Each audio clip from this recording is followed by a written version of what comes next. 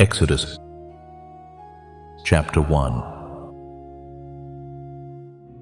Now these are the names of the children of Israel, which came into Egypt. Every man and his household came with Jacob.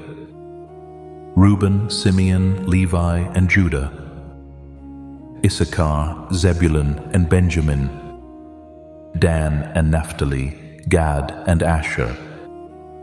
And all the souls that came out of the loins of Jacob were 70 souls, for Joseph was in Egypt already. And Joseph died, and all his brethren, and all that generation. And the children of Israel were fruitful, and increased abundantly, and multiplied, and waxed exceeding mighty, and the land was filled with them. Now there arose up a new king over Egypt, which knew not Joseph. And he said unto his people, Behold, the people of the children of Israel are more and mightier than we. Come on, let us deal wisely with them, lest they multiply, and it come to pass, that when there falleth out any war, they join also unto our enemies, and fight against us, and so get them up out of the land. Therefore they did set over them taskmasters to afflict them with their burdens. And they built for Pharaoh treasure cities, Pithom and Ramses. But the more they afflicted them, the more they multiplied and grew, and they were grieved because of the children of Israel. And the Egyptians made the children of Israel to serve with rigor, and they made their lives bitter with hard bondage, in mortar and in brick, and in all manner of service in the field. All their service, wherein they made them serve, was with rigor. And the king of Egypt spake to the Hebrew midwives, of which the name of the one was Shiphrah, and the name of the other Puah. And he said, When ye do the office of a midwife to the Hebrew women, and see them upon the stools, if it be a son, then ye shall kill him, but if it be a daughter, then she shall live. But the midwives feared God, and did not, as the king of Egypt commanded them, but saved the men children alive. And the king of Egypt called for the midwives, and said unto them, Why have ye done this thing, and have saved the men children alive? And the midwives said unto Pharaoh, Because the Hebrew women are not as the Egyptian women, for they are lively, and are delivered ere the midwives come in unto them. Therefore God dealt well with the midwives, and the people multiplied, and waxed very mighty. And it came to pass, because the midwives feared God, that he made them houses. And Pharaoh charged all his people, saying, Every son that is born ye shall cast into the river, and every daughter ye shall save alive. Chapter 2. And there went a man of the house of Levi, and took to wife a daughter of Levi. And the woman conceived, and bare a son. And when she saw him, that he was a goodly child, she hid him 3 months. And when she could not longer hide him, she took for him an ark of bulrushes, and daubed it with slime and with pitch, and put the child therein, and she laid it in the flags by the river's brink. And his sister stood afar off, to wit what would be done to him. And the daughter of Pharaoh came down to wash herself at the river, and her maidens walked along by the river's side. And when she saw the ark among the flags, she sent her maid to fetch it. And when she had opened it, she saw the child, and behold, the babe wept. And she had compassion on him, and said, This is one of the Hebrews' children. Then said his sister to Pharaoh's daughter, Shall I go and call to thee a nurse of the Hebrew women, that she may nurse the child for thee? And Pharaoh's daughter said to her, Go. And the maid went and called the child's mother. And Pharaoh's daughter said unto her, Take this child away, and nurse it for me, and I will give thee thy wages, And the woman took the child and nursed it. And the child grew, and she brought him unto Pharaoh's daughter, and he became her son. And she called his name Moses. And she said, Because I drew him out of the water. And it came to pass in those days, when Moses was grown, that he went out unto his brethren, and looked on their burdens. And he spied an Egyptian smiting an Hebrew, one of his brethren. And he looked this way and that way, and when he saw that there was no man, he slew the Egyptian, and hid him in the sand. And when he went out the second day, behold, 2 men of the Hebrews strove together. And he said to him that did the wrong, Wherefore smitest thou thy fellow? And he said, Who made thee a prince and a judge over us? Intendest thou to kill me, as thou killedst the Egyptian? And Moses feared and said, Surely this thing is known. Now when Pharaoh heard this thing, he sought to slay Moses. But Moses fled from the face of Pharaoh, and dwelt in the land of Midian, and he sat down by a well. Now the priest of Midian had 7 daughters, and they came and drew water, and filled the troughs to water their father's flock. And the shepherds came and drove them away, but Moses stood up and helped them, and watered their flock. And when they came to Reuel, their father, he said, How is it that ye are come so soon today? And they said, An Egyptian delivered us out of the hand of the shepherds, and also drew water enough for us, and watered the flock. And he said unto his daughters, And where is he? Why is it that ye have left the man? Call him, that he may eat bread. And Moses was content to dwell with the man, and he gave Moses Zipporah his daughter. And she bare him a son, and he called his name Gershom, for he said, I have been a stranger in a strange land.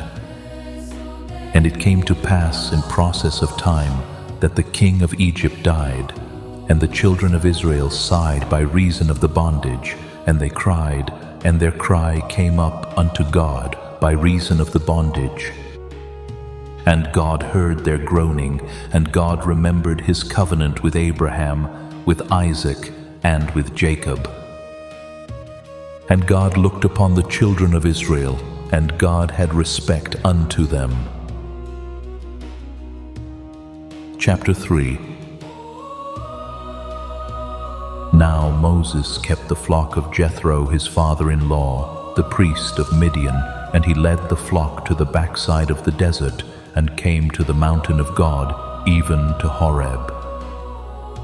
And the angel of the Lord appeared unto him in a flame of fire out of the midst of a bush. And he looked, and behold, the bush burned with fire, and the bush was not consumed. And Moses said, I will now turn aside, and see this great sight, why the bush is not burnt.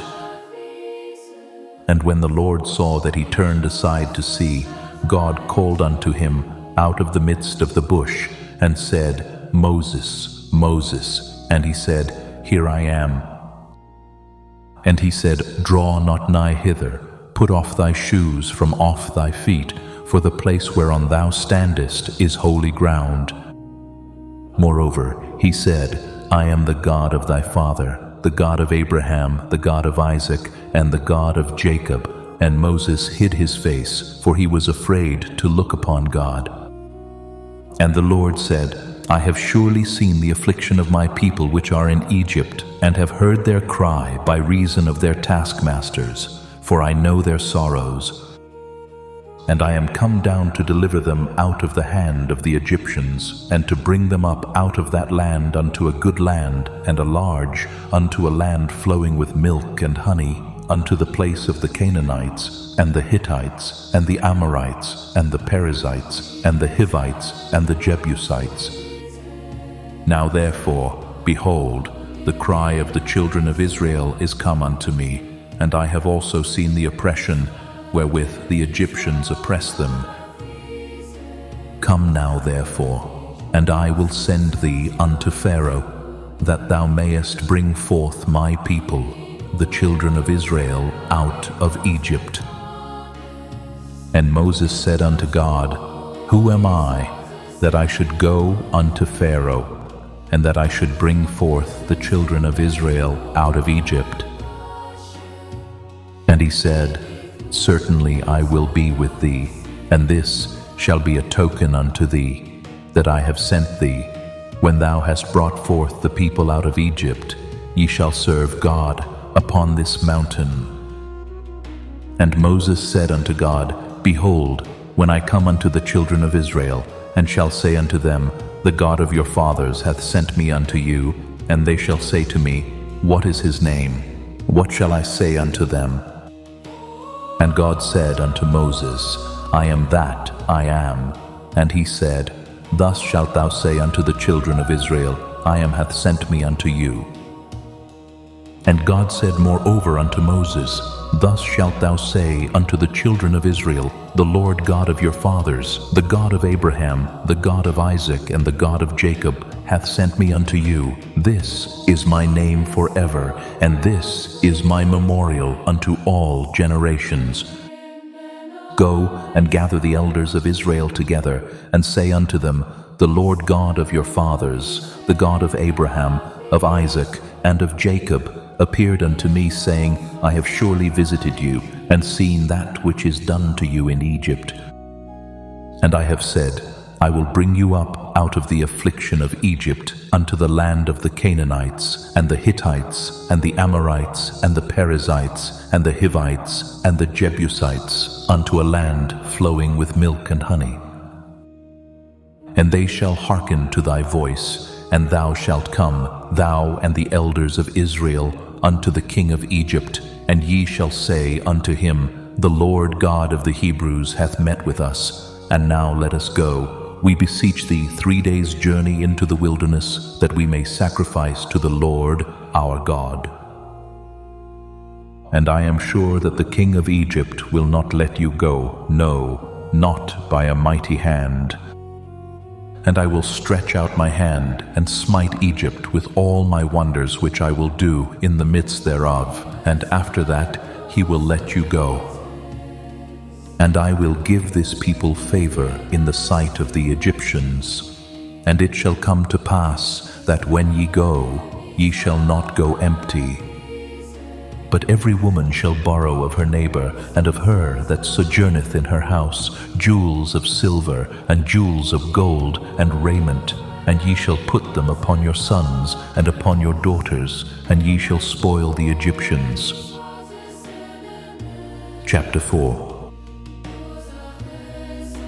And Moses answered and said, But behold, they will not believe me, nor hearken unto my voice, for they will say, The Lord hath not appeared unto thee. And the Lord said unto him, What is that in thine hand? And he said, A rod. And he said, Cast it on the ground. And he cast it on the ground, and it became a serpent, and Moses fled from before it. And the Lord said unto Moses, Put forth thine hand, and take it by the tail.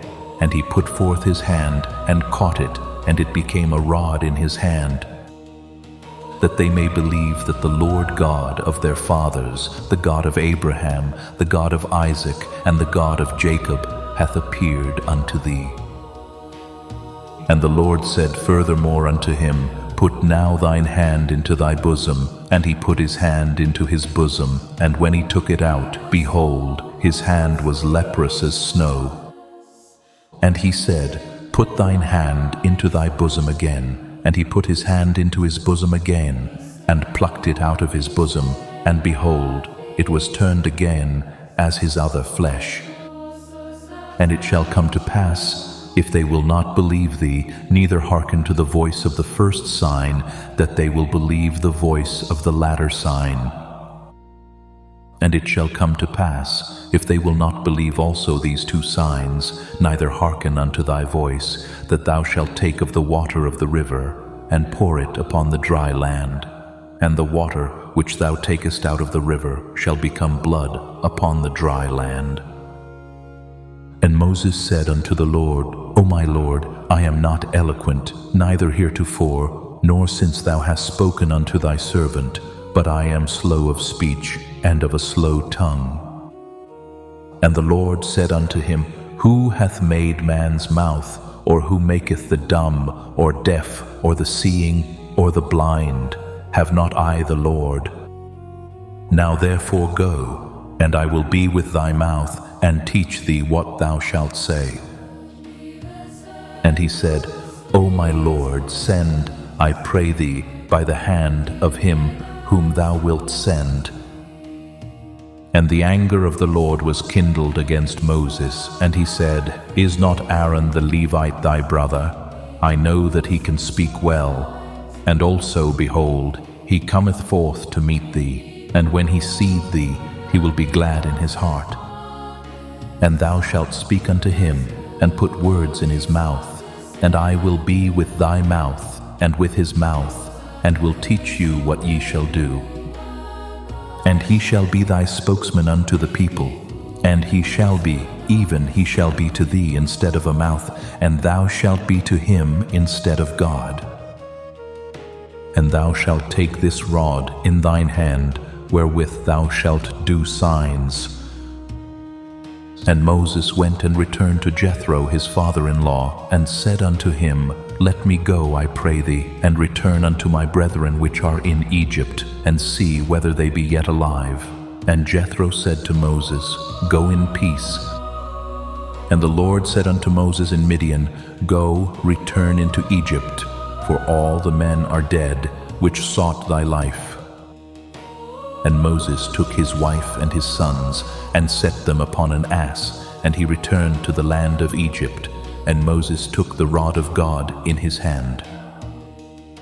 And the Lord said unto Moses, When thou goest to return into Egypt, see that thou do all those wonders before Pharaoh, which I have put in thine hand, but I will harden his heart, that he shall not let the people go. And thou shalt say unto Pharaoh, Thus saith the Lord, Israel is my son, even my firstborn. And I say unto thee, Let my son go, that he may serve me. And if thou refuse to let him go, behold, I will slay thy son, even thy firstborn. And it came to pass by the way in the inn, that the Lord met him, and sought to kill him. Then Zipporah took a sharp stone, and cut off the foreskin of her son, and cast it at his feet, and said, Surely a bloody husband art thou to me. So he let him go. Then she said, A bloody husband thou art, because of the circumcision. And the Lord said to Aaron, Go into the wilderness to meet Moses. And he went, and met him in the mount of God, and kissed him. And Moses told Aaron all the words of the Lord who had sent him, and all the signs which he had commanded him. And Moses and Aaron went and gathered together all the elders of the children of Israel. And Aaron spake all the words which the Lord had spoken unto Moses, and did the signs in the sight of the people. And the people believed. And when they heard that the Lord had visited the children of Israel, and that he had looked upon their affliction, then they bowed their heads and worshipped. Chapter 5. And afterward Moses and Aaron went in, and told Pharaoh, Thus saith the Lord God of Israel, Let my people go, that they may hold a feast unto me in the wilderness. And Pharaoh said, Who is the Lord, that I should obey his voice to let Israel go? I know not the Lord, neither will I let Israel go. And they said, The God of the Hebrews hath met with us. Let us go, we pray thee, 3 days' journey into the desert, and sacrifice unto the Lord our God, lest he fall upon us with pestilence, or with the sword. And the king of Egypt said unto them, Wherefore do ye, Moses and Aaron? Let the people from their works. get you unto your burdens. And Pharaoh said, Behold, the people of the land now are many, and ye make them rest from their burdens. And Pharaoh commanded the same day the taskmasters of the people and their officers, saying, Ye shall no more give the people straw to make brick, as heretofore. Let them go and gather straw for themselves. And the tale of the bricks, which they did make heretofore, ye shall lay upon them. Ye shall not diminish aught thereof, for they be idle. Therefore they cry, saying, Let us go and sacrifice to our God. Let their more work be laid upon the men, that they may labor therein, and let them not regard vain words. And the taskmasters of the people went out, and their officers, and they spake to the people, saying, Thus saith Pharaoh, I will not give you straw. Go ye, get you straw where ye can find it, yet not aught of your work shall be diminished. So the people were scattered abroad throughout all the land of Egypt to gather stubble instead of straw. And the taskmasters hasted them, saying, Fulfill your works, your daily tasks, as when there was straw. And the officers of the children of Israel, which Pharaoh's taskmasters had set over them, were beaten, and demanded, Wherefore have ye not fulfilled your task in making brick both yesterday and today, as heretofore? Then the officers of the children of Israel came and cried unto Pharaoh, saying, Wherefore dealest thou thus with thy servants? There is no straw given unto thy servants, and they say to us, Make brick. And behold, thy servants are beaten, but the fault is in thine own people. But he said, Ye are idle, ye are idle. Therefore ye say, Let us go and do sacrifice to the Lord. Go therefore now and work, for there shall no straw be given you, yet shall ye deliver the tale of bricks.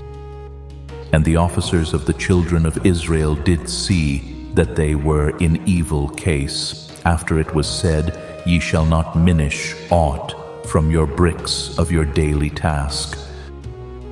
And they met Moses and Aaron, who stood in the way, as they came forth from Pharaoh.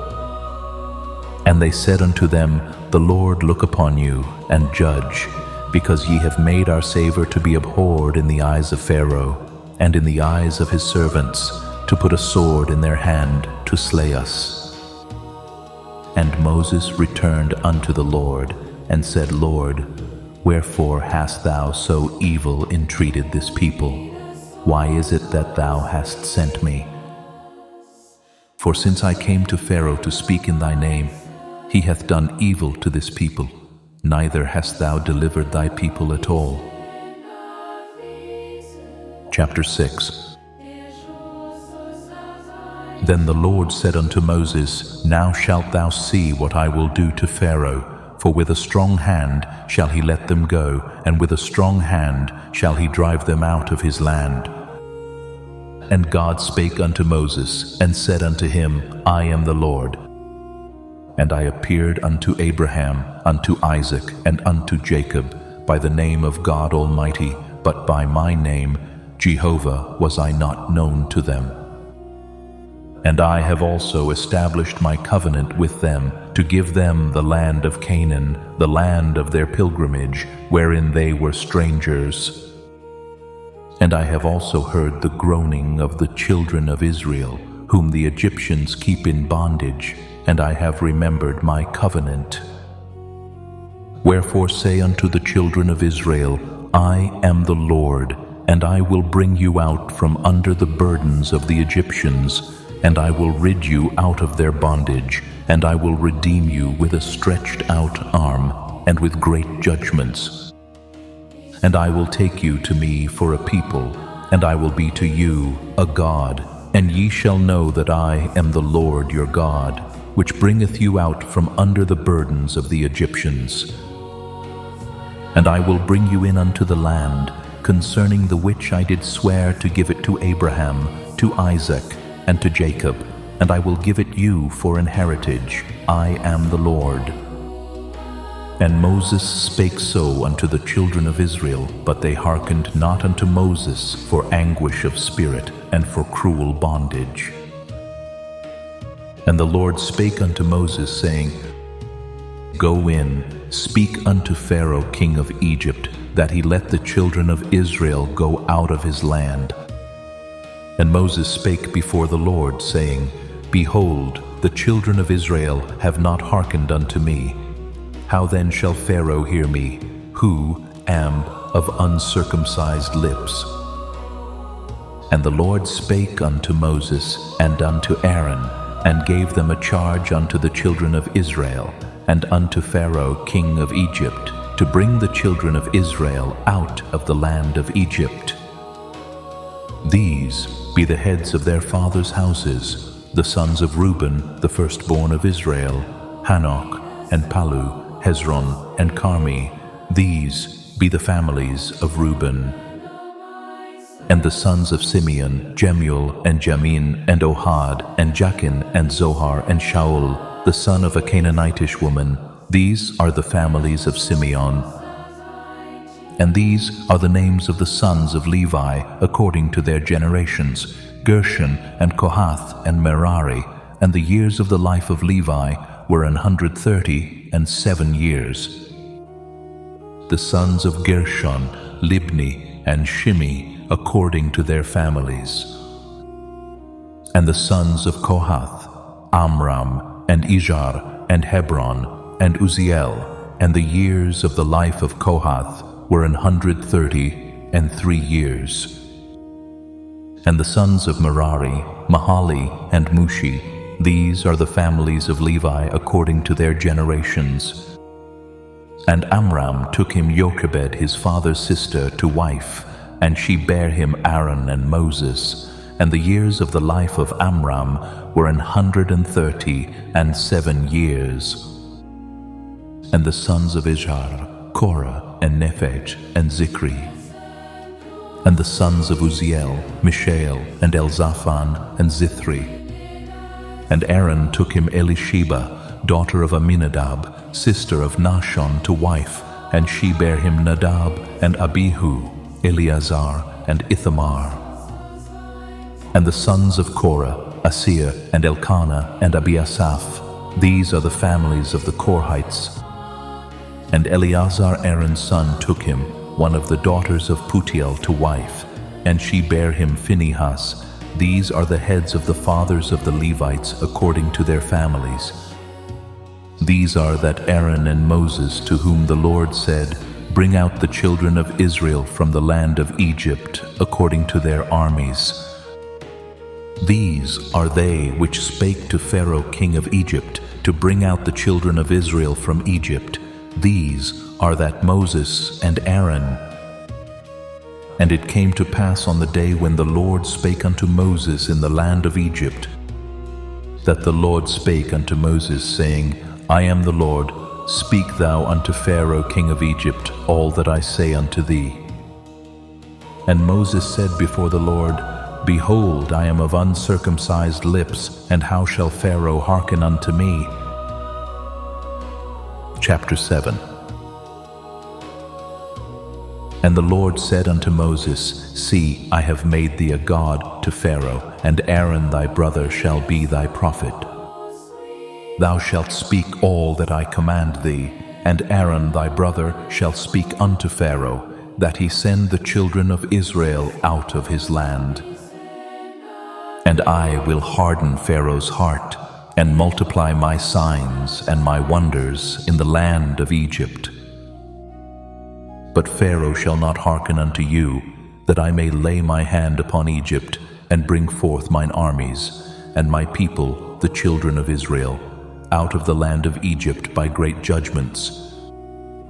And the Egyptians shall know that I am the Lord, when I stretch forth mine hand upon Egypt, and bring out the children of Israel from among them. And Moses and Aaron did, as the Lord commanded them, so did they. And Moses was 80 years old, and Aaron 83 years old, when they spake unto Pharaoh. And the Lord spake unto Moses and unto Aaron, saying, when Pharaoh shall speak unto you, saying, Show a miracle for you, then thou shalt say unto Aaron, Take thy rod, and cast it before Pharaoh, and it shall become a serpent. And Moses and Aaron went in unto Pharaoh, and they did so as the Lord had commanded. And Aaron cast down his rod before Pharaoh and before his servants, and it became a serpent. Then Pharaoh also called the wise men and the sorcerers, now the magicians of Egypt. They also did in like manner with their enchantments.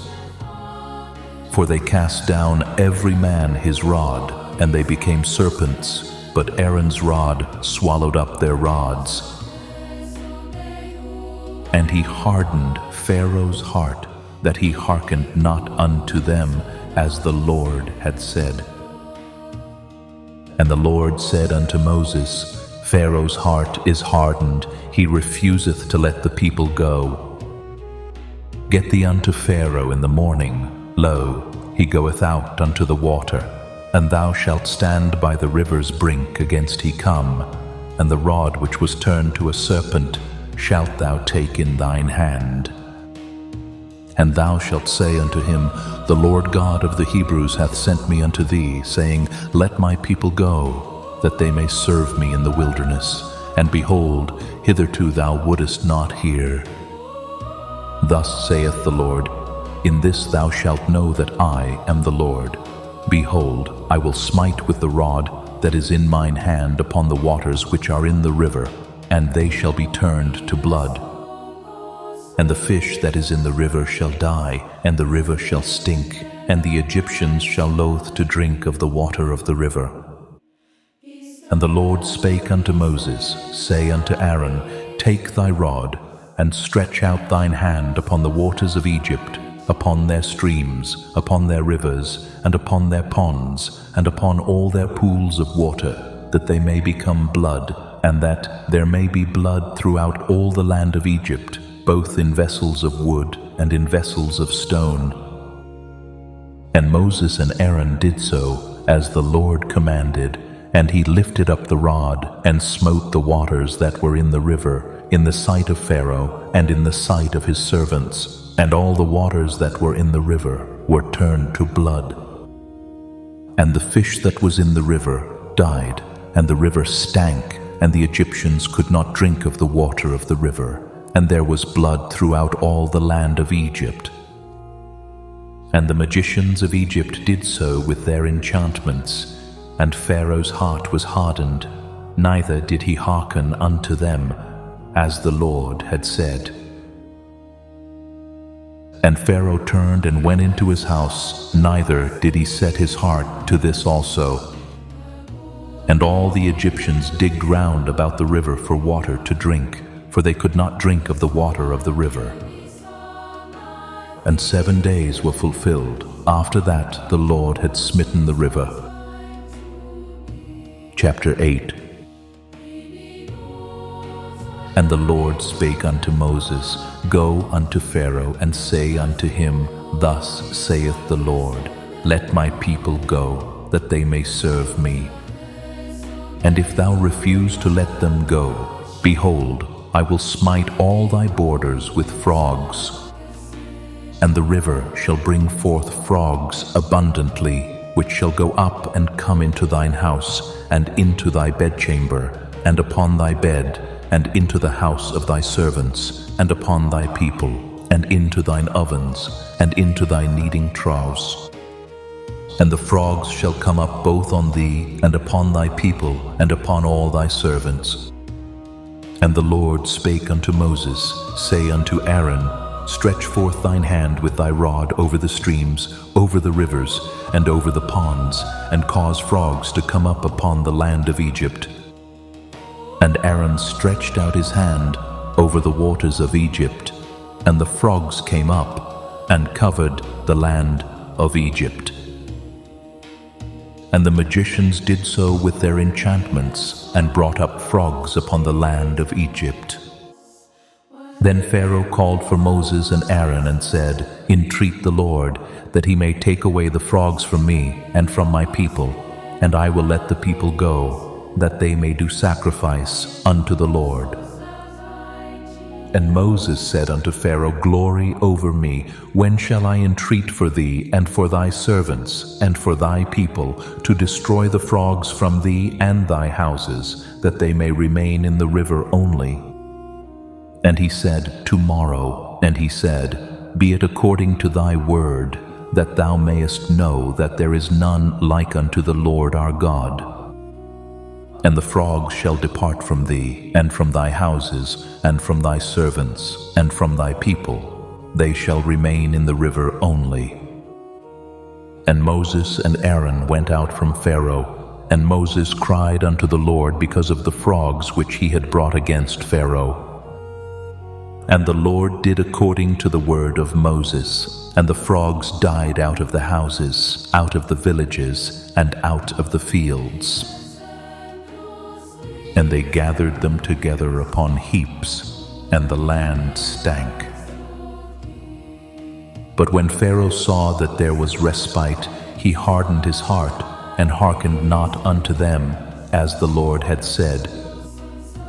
And the Lord said unto Moses, Say unto Aaron, Stretch out thy rod, and smite the dust of the land, that it may become lice throughout all the land of Egypt. And they did so, for Aaron stretched out his hand with his rod, and smote the dust of the earth, and it became lice in man and in beast. All the dust of the land became lice throughout all the land of Egypt. And the magicians did so with their enchantments to bring forth lice, but they could not, so there were lice upon man and upon beast.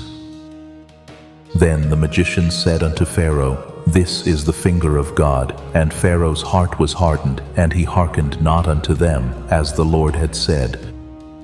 And the Lord said unto Moses, Rise up early in the morning, and stand before Pharaoh. Lo, he cometh forth to the water. And say unto him, Thus saith the Lord, Let my people go, that they may serve me. Else, if thou wilt not let my people go, behold, I will send swarms of flies upon thee, and upon thy servants, and upon thy people, and into thy houses, and the houses of the Egyptians shall be full of swarms of flies, and also the ground whereon they are. And I will sever in that day the land of Goshen, in which my people dwell, that no swarms of flies shall be there, to the end thou mayest know that I am the Lord in the midst of the earth. And I will put a division between my people and thy people. Tomorrow shall this sign be. And the Lord did so. And there came a grievous swarm of flies into the house of Pharaoh, and into his servants' houses, and into all the land of Egypt. The land was corrupted by reason of the swarm of flies.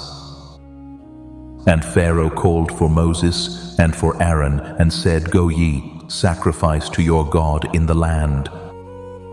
And Moses said, It is not meet so to do, for we shall sacrifice the abomination of the Egyptians to the Lord our God. Lo, shall we sacrifice the abomination of the Egyptians before their eyes, and will they not stone us? We will go 3 days' journey into the wilderness, and sacrifice to the Lord our God, as he shall command us. And Pharaoh said, I will let you go, that ye may sacrifice to the Lord your God in the wilderness. Only ye shall not go very far away. Entreat for me. And Moses said, Behold, I go out from thee, and I will entreat the Lord that the swarms of flies may depart from Pharaoh, from his servants, and from his people tomorrow. But let not Pharaoh deal deceitfully any more in not letting the people go to sacrifice to the Lord. And Moses went out from Pharaoh and entreated the Lord. And the Lord did according to the word of Moses, and he removed the swarms of flies from Pharaoh, from his servants, and from his people. There remained not one. And Pharaoh hardened his heart at this time also, neither would he let the people go. Chapter 9. Then the Lord said unto Moses, Go in unto Pharaoh, and tell him, Thus saith the Lord God of the Hebrews, Let my people go, that they may serve me. For if thou refuse to let them go, and wilt hold them still, behold, the hand of the Lord is upon thy cattle, which is in the field, upon the horses, upon the asses, upon the camels, upon the oxen, and upon the sheep. There shall be a very grievous murrain. And the Lord shall sever between the cattle of Israel and the cattle of Egypt, and there shall nothing die of all, that is the children's of Israel. And the Lord appointed a set time, saying, Tomorrow the Lord shall do this thing in the land. And the Lord did that thing on the morrow, and all the cattle of Egypt died, but of the cattle of the children of Israel died not one. And Pharaoh sent, and behold, there was not one of the cattle of the Israelites dead, and the heart of Pharaoh was hardened, and he did not let the people go. And the Lord said unto Moses and unto Aaron, Take to you handfuls of ashes of the furnace, and let Moses sprinkle it toward the heaven in the sight of Pharaoh. And it shall become small dust in all the land of Egypt, and shall be a boil breaking forth with blains upon man and upon beast throughout all the land of Egypt. And they took ashes of the furnace, and stood before Pharaoh, and Moses sprinkled it up toward heaven, and it became a boil breaking forth, with blains upon man and upon beast. And the magicians could not stand before Moses because of the boils, for the boil was upon the magicians and upon all the Egyptians. And the Lord hardened the heart of Pharaoh, and he hearkened not unto them, as the Lord had spoken unto Moses. And the Lord said unto Moses, Rise up early in the morning, and stand before Pharaoh, and say unto him, Thus saith the Lord God of the Hebrews, Let my people go, that they may serve me. For I will at this time send all my plagues upon thine heart, and upon thy servants, and upon thy people, that thou mayest know that there is none like me in all the earth. For now I will stretch out my hand, that I may smite thee and thy people with pestilence, and thou shalt be cut off from the earth. And in very deed for this cause have I raised thee up, for to show in thee my power, and that my name may be declared throughout all the earth. As yet exaltest thou thyself against my people, that thou wilt not let them go. Behold, tomorrow about this time I will cause it to rain a very grievous hail, such as hath not been in Egypt since the foundation thereof, even until now. Send therefore now, and gather thy cattle, and all that thou hast in the field, for upon every man and beast which shall be found in the field, and shall not be brought home, the hail shall come down upon them, and they shall die. He that feared the word of the Lord among the servants of Pharaoh made his servants and his cattle flee into the houses. And he that regarded not the word of the Lord left his servants and his cattle in the field. And the Lord said unto Moses, Stretch forth thine hand toward heaven, that there may be hail in all the land of Egypt, upon man and upon beast, and upon every herb of the field throughout the land of Egypt. And Moses stretched forth his rod toward heaven, and the Lord sent thunder and hail, and the fire ran along upon the ground, and the Lord rained hail upon the land of Egypt. So there was hail, and fire mingled with the hail, very grievous, such as there was none like it in all the land of Egypt, since it became a nation. And the hail smote throughout all the land of Egypt all that was in the field, both man and beast, and the hail smote every herb of the field, and brake every tree of the field. Only in the land of Goshen, where the children of Israel were, was there no hail. And Pharaoh sent and called for Moses and Aaron, and said unto them, I have sinned this time. The Lord is righteous, and I and my people are wicked. Entreat the Lord, for it is enough that there be no more mighty thunderings and hail, and I will let you go, and ye shall stay no longer. And Moses said unto him, As soon as I am gone out of the city, I will spread abroad my hands unto the Lord, and the thunder shall cease, neither shall there be any more hail, that thou mayest know how that the earth is the Lord's. But as for thee and thy servants, I know that ye will not yet fear the Lord God. And the flax and the barley was smitten, for the barley was in the ear, and the flax was bold. But the wheat and the rye were not smitten, for they were not grown up. And Moses went out of the city from Pharaoh, and spread abroad his hands unto the Lord, and the thunders and hail ceased, and the rain was not poured upon the earth. And when Pharaoh saw that the rain and the hail and the thunders were ceased, he sinned yet more, and hardened his heart, he and his servants. And the heart of Pharaoh was hardened, neither would he let the children of Israel go, as the Lord had spoken by Moses. Chapter 10. And the Lord said unto Moses, Go in unto Pharaoh, for I have hardened his heart, and the heart of his servants, that I might show these my signs before him. And that thou mayest tell in the ears of thy son, and of thy son's son, what things I have wrought in Egypt, and my signs which I have done among them, that ye may know how that I am the Lord. And Moses and Aaron came in unto Pharaoh, and said unto him, Thus saith the Lord God of the Hebrews, How long wilt thou refuse to humble thyself before me? Let my people go, that they may serve me. Else, if thou refuse to let my people go, behold, tomorrow will I bring the locusts into thy coast, and they shall cover the face of the earth, that one cannot be able to see the earth, and they shall eat the residue of that which is escaped, which remaineth unto you from the hail, and shall eat every tree which groweth for you out of the field. And they shall fill thy houses, and the houses of all thy servants, and the houses of all the Egyptians, which neither thy fathers nor thy fathers' fathers have seen, since the day that they were upon the earth unto this day. And he turned himself and went out from Pharaoh.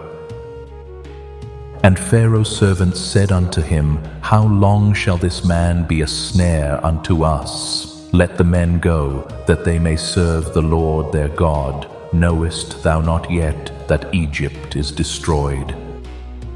And Moses and Aaron were brought again unto Pharaoh, and he said unto them, Go, serve the Lord your God.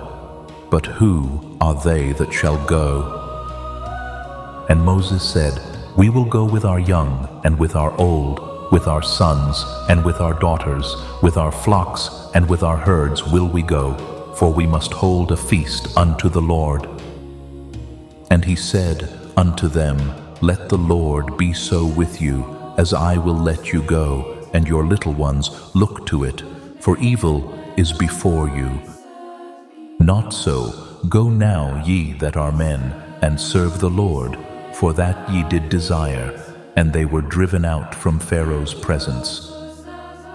And the Lord said unto Moses, Stretch out thine hand over the land of Egypt for the locusts, that they may come up upon the land of Egypt, and eat every herb of the land, even all that the hail hath left.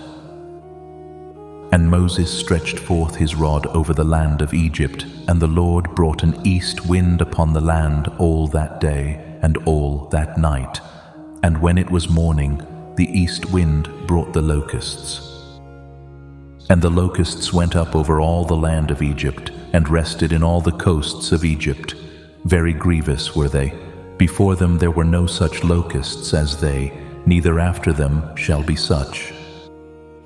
For they covered the face of the whole earth, so that the land was darkened, and they did eat every herb of the land, and all the fruit of the trees which the hail had left, and there remained not any green thing in the trees, or in the herbs of the field, through all the land of Egypt. Then Pharaoh called for Moses and Aaron in haste, and he said, I have sinned against the Lord your God, and against you. Now therefore forgive, I pray thee, my sin only this once, and entreat the Lord your God, that he may take away from me this death only. And he went out from Pharaoh and entreated the Lord.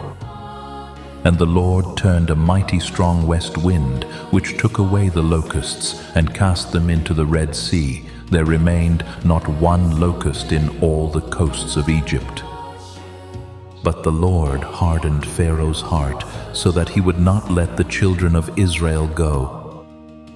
And the Lord said unto Moses, Stretch out thine hand toward heaven, that there may be darkness over the land of Egypt, even darkness which may be felt. And Moses stretched forth his hand toward heaven, and there was a thick darkness in all the land of Egypt 3 days. They saw not one another, neither rose any from his place for 3 days, but all the children of Israel had light in their dwellings. And Pharaoh called unto Moses and said, Go ye, serve the Lord, only let your flocks and your herds be stayed, let your little ones also go with you. And Moses said, Thou must give us also sacrifices and burnt offerings, that we may sacrifice unto the Lord our God. Our cattle also shall go with us, there shall not an hoof be left behind, for thereof must we take to serve the Lord our God, and we know not with what we must serve the Lord until we come thither. But the Lord hardened Pharaoh's heart, and he would not let them go. And Pharaoh said unto him, Get thee from me, take heed to thyself, see my face no more, for in that day thou seest my face, thou shalt die. And Moses said, Thou hast spoken well, I will see thy face again no more. Chapter 11. And the Lord said unto Moses, Yet will I bring one plague more upon Pharaoh and upon Egypt. Afterwards he will let you go hence. When he shall let you go, he shall surely thrust you out hence altogether. Speak now in the ears of the people, and let every man borrow of his neighbor, and every woman of her neighbor, jewels of silver and jewels of gold. And the Lord gave the people favor in the sight of the Egyptians. Moreover, the man Moses was very great in the land of Egypt, in the sight of Pharaoh's servants, and in the sight of the people. And Moses said, Thus saith the Lord, About midnight will I go out into the midst of Egypt, and all the firstborn in the land of Egypt shall die, from the firstborn of Pharaoh that sitteth upon his throne, even unto the firstborn of the maidservant that is behind the mill, and all the firstborn of beasts.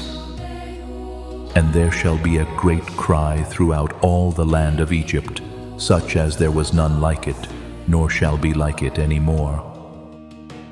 But against any of the children of Israel shall not a dog move his tongue against man or beast, that ye may know how that the Lord doth put a difference between the Egyptians and Israel.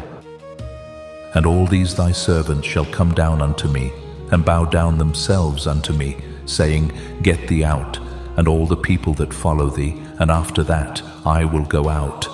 And he went out from Pharaoh in a great anger. And the Lord said unto Moses, Pharaoh shall not hearken unto you, that my wonders may be multiplied in the land of Egypt. And Moses and Aaron did all these wonders before Pharaoh, and the Lord hardened Pharaoh's heart, so that he would not let the children of Israel go out of his land. Chapter 12. And the Lord spake unto Moses and Aaron in the land of Egypt, saying, This month shall be unto you the beginning of months. It shall be the first month of the year to you. Speak ye unto all the congregation of Israel, saying, In the 10th day of this month they shall take to them every man a lamb, according to the house of their fathers, a lamb for an house.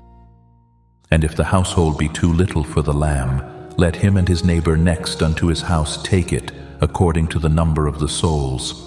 Every man, according to his eating, shall make your count for the lamb. Your lamb shall be without blemish, a male of the first year. Ye shall take it out from the sheep or from the goats. And ye shall keep it up until the 14th day of the same month, and the whole assembly of the congregation of Israel shall kill it in the evening. And they shall take of the blood, and strike it on the 2 side posts, and on the upper door post of the houses, wherein they shall eat it. And they shall eat the flesh in that night, roast with fire, and unleavened bread, and with bitter herbs they shall eat it. Eat not of it raw, nor sodden it all with water, but roast with fire, his head with his legs, and with the purtenance thereof. And ye shall let nothing of it remain until the morning, and that which remaineth of it until the morning ye shall burn with fire. And thus shall ye eat it, with your loins girded, your shoes on your feet, and your staff in your hand, and ye shall eat it in haste. It is the Lord's Passover. For I will pass through the land of Egypt this night, and will smite all the firstborn in the land of Egypt, both man and beast, and against all the gods of Egypt I will execute judgment. I am the Lord. And the blood shall be to you for a token upon the houses where ye are. And when I see the blood, I will pass over you, and the plague shall not be upon you to destroy you, when I smite the land of Egypt. And this day shall be unto you for a memorial, and ye shall keep it a feast to the Lord throughout your generations. Ye shall keep it a feast by an ordinance forever. 7 days shall ye eat unleavened bread. Even the first day ye shall put away leaven out of your houses. For whosoever eateth leavened bread from the first day until the 7th day, that soul shall be cut off from Israel. And in the first day there shall be an holy convocation, and in the 7th day there shall be an holy convocation to you. No manner of work shall be done in them, save that which every man must eat, that only may be done of you. And ye shall observe the feast of unleavened bread, for in this selfsame day have I brought your armies out of the land of Egypt. Therefore shall ye observe this day in your generations by an ordinance forever. In the first month, on the 14th day of the month at even, ye shall eat unleavened bread until the 21st day of the month at even. 7 days shall there be no leaven found in your houses, for whosoever eateth that which is leavened, even that soul shall be cut off from the congregation of Israel, whether he be a stranger or born in the land.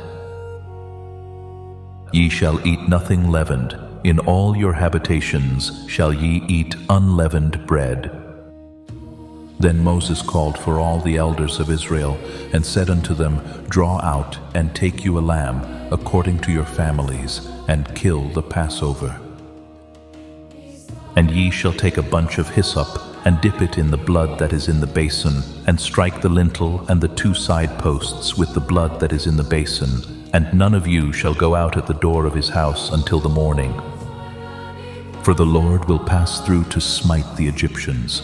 And when he seeth the blood upon the lintel and on the 2 side posts, the Lord will pass over the door, and will not suffer the destroyer to come in unto your houses to smite you.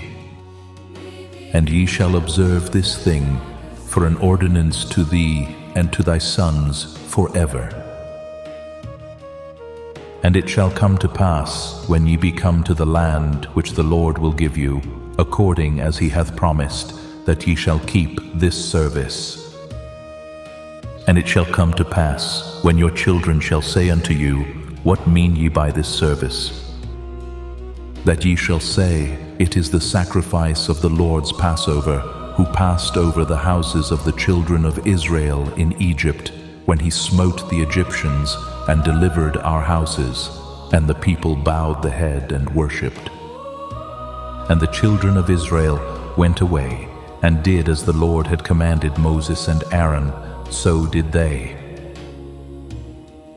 And it came to pass that at midnight the Lord smote all the firstborn in the land of Egypt, from the firstborn of Pharaoh that sat on his throne unto the firstborn of the captive that was in the dungeon, and all the firstborn of cattle. And Pharaoh rose up in the night, he and all his servants and all the Egyptians, and there was a great cry in Egypt, for there was not a house where there was not one dead. And he called for Moses and Aaron by night, and said, Rise up, and get you forth from among my people, both ye and the children of Israel, and go, serve the Lord, as ye have said. Also take your flocks and your herds, as ye have said, and be gone, and bless me also. And the Egyptians were urgent upon the people, that they might send them out of the land in haste, for they said, We be all dead men. And the people took their dough before it was leaven, their kneading troughs being bound up in their clothes upon their shoulders. And the children of Israel did according to the word of Moses, and they borrowed of the Egyptians jewels of silver, and jewels of gold, and raiment. And the Lord gave the people favor in the sight of the Egyptians, so that they lent unto them such things as they required, and they spoiled the Egyptians. And the children of Israel journeyed from Ramesses to Succoth, about 600,000 on foot, that were men beside children. And a mixed multitude went up also with them, and flocks and herds, even very much cattle. And they baked unleavened cakes of the dough which they brought forth out of Egypt, for it was not leavened, because they were thrust out of Egypt, and could not tarry, neither had they prepared for themselves any victual. Now the sojourning of the children of Israel, who dwelt in Egypt, was 430 years. And it came to pass at the end of the 430 years, even the selfsame day it came to pass, that all the hosts of the Lord went out from the land of Egypt. It is a night to be much observed unto the Lord for bringing them out from the land of Egypt. This is that night of the Lord to be observed of all the children of Israel in their generations. And the Lord said unto Moses and Aaron, This is the ordinance of the Passover, there shall no stranger eat thereof.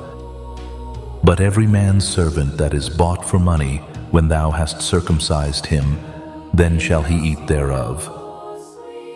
A foreigner and an hired servant shall not eat thereof. In one house shall it be eaten. Thou shalt not carry forth aught of the flesh abroad out of the house, neither shall ye break a bone thereof. All the congregation of Israel shall keep it. And when a stranger shall sojourn with thee, and will keep the Passover to the Lord, let all his males be circumcised, and then let him come near and keep it.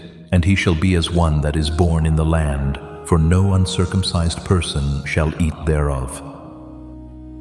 One law shall be to him that is homeborn, and unto the stranger that sojourneth among you. Thus did all the children of Israel, as the Lord commanded Moses and Aaron, so did they. And it came to pass the selfsame day, that the Lord did bring the children of Israel out of the land of Egypt by their armies. Chapter 13.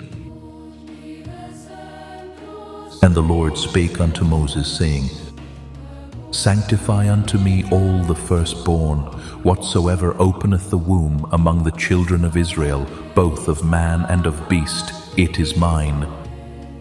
And Moses said unto the people, Remember this day in which ye came out from Egypt, out of the house of bondage, for by strength of hand the Lord brought you out from this place. There shall no leavened bread be eaten. This day came ye out in the month Abib. And it shall be, when the Lord shall bring thee into the land of the Canaanites, and the Hittites, and the Amorites, and the Hivites, and the Jebusites, which he sware unto thy fathers to give thee, a land flowing with milk and honey, that thou shalt keep this service in this month. 7 days thou shalt eat unleavened bread, and in the 7th day shall be a feast to the Lord. Unleavened bread shall be eaten 7 days, and there shall no leavened bread be seen with thee, neither shall there be leaven seen with thee in all thy quarters. And thou shalt show thy son in that day, saying, This is done because of that which the Lord did unto me when I came forth out of Egypt. And it shall be for a sign unto thee upon thine hand, and for a memorial between thine eyes, that the Lord's law may be in thy mouth. For with a strong hand hath the Lord brought thee out of Egypt. Thou shalt therefore keep this ordinance in his season from year to year.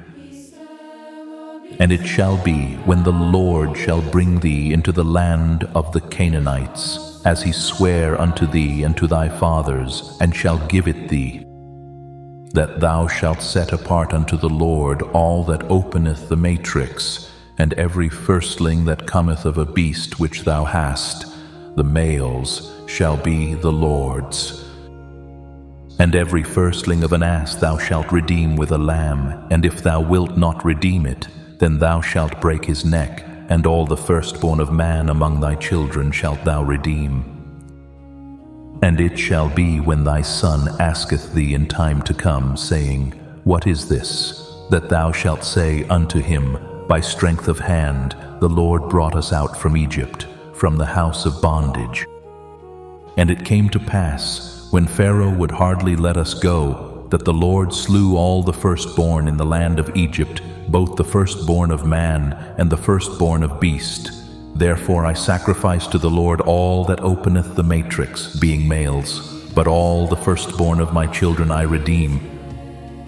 And it shall be for a token upon thine hand, and for frontlets between thine eyes. For by strength of hand the Lord brought us forth out of Egypt.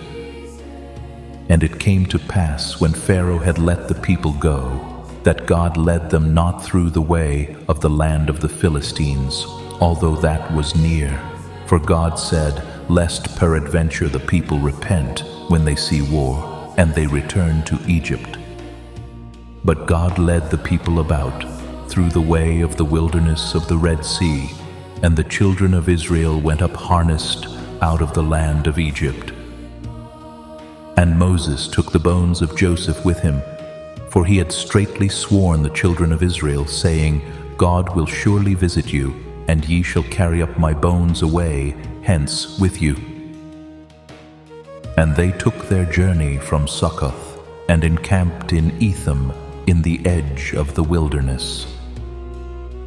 And the Lord went before them by day in a pillar of a cloud to lead them the way, and by night in a pillar of fire to give them light, to go by day and night. He took not away the pillar of the cloud by day, nor the pillar of fire by night from before the people. Chapter 14. And the Lord spake unto Moses, saying, Speak unto the children of Israel, that they turn and encamp before Pihahiroth, between Migdol and the sea, over against Baal-zephon, before it shall ye encamp by the sea. For Pharaoh will say of the children of Israel, They are entangled in the land, the wilderness hath shut them in. And I will harden Pharaoh's heart, that he shall follow after them, and I will be honored upon Pharaoh, and upon all his host, that the Egyptians may know that I am the Lord. And they did so. And it was told the king of Egypt that the people fled, and the heart of Pharaoh and of his servants was turned against the people, and they said, "Why have we done this, that we have let Israel go from serving us?" And he made ready his chariot and took his people with him. And he took 600 chosen chariots, and all the chariots of Egypt, and captains over every one of them. And the Lord hardened the heart of Pharaoh king of Egypt, and he pursued after the children of Israel, and the children of Israel went out with an high hand. But the Egyptians pursued after them all the horses and chariots of Pharaoh and his horsemen and his army, and overtook them encamping by the sea beside Pihahiroth before Baal-zephon. And when Pharaoh drew nigh, the children of Israel lifted up their eyes, and behold, the Egyptians marched after them, and they were sore afraid, and the children of Israel cried out unto the Lord.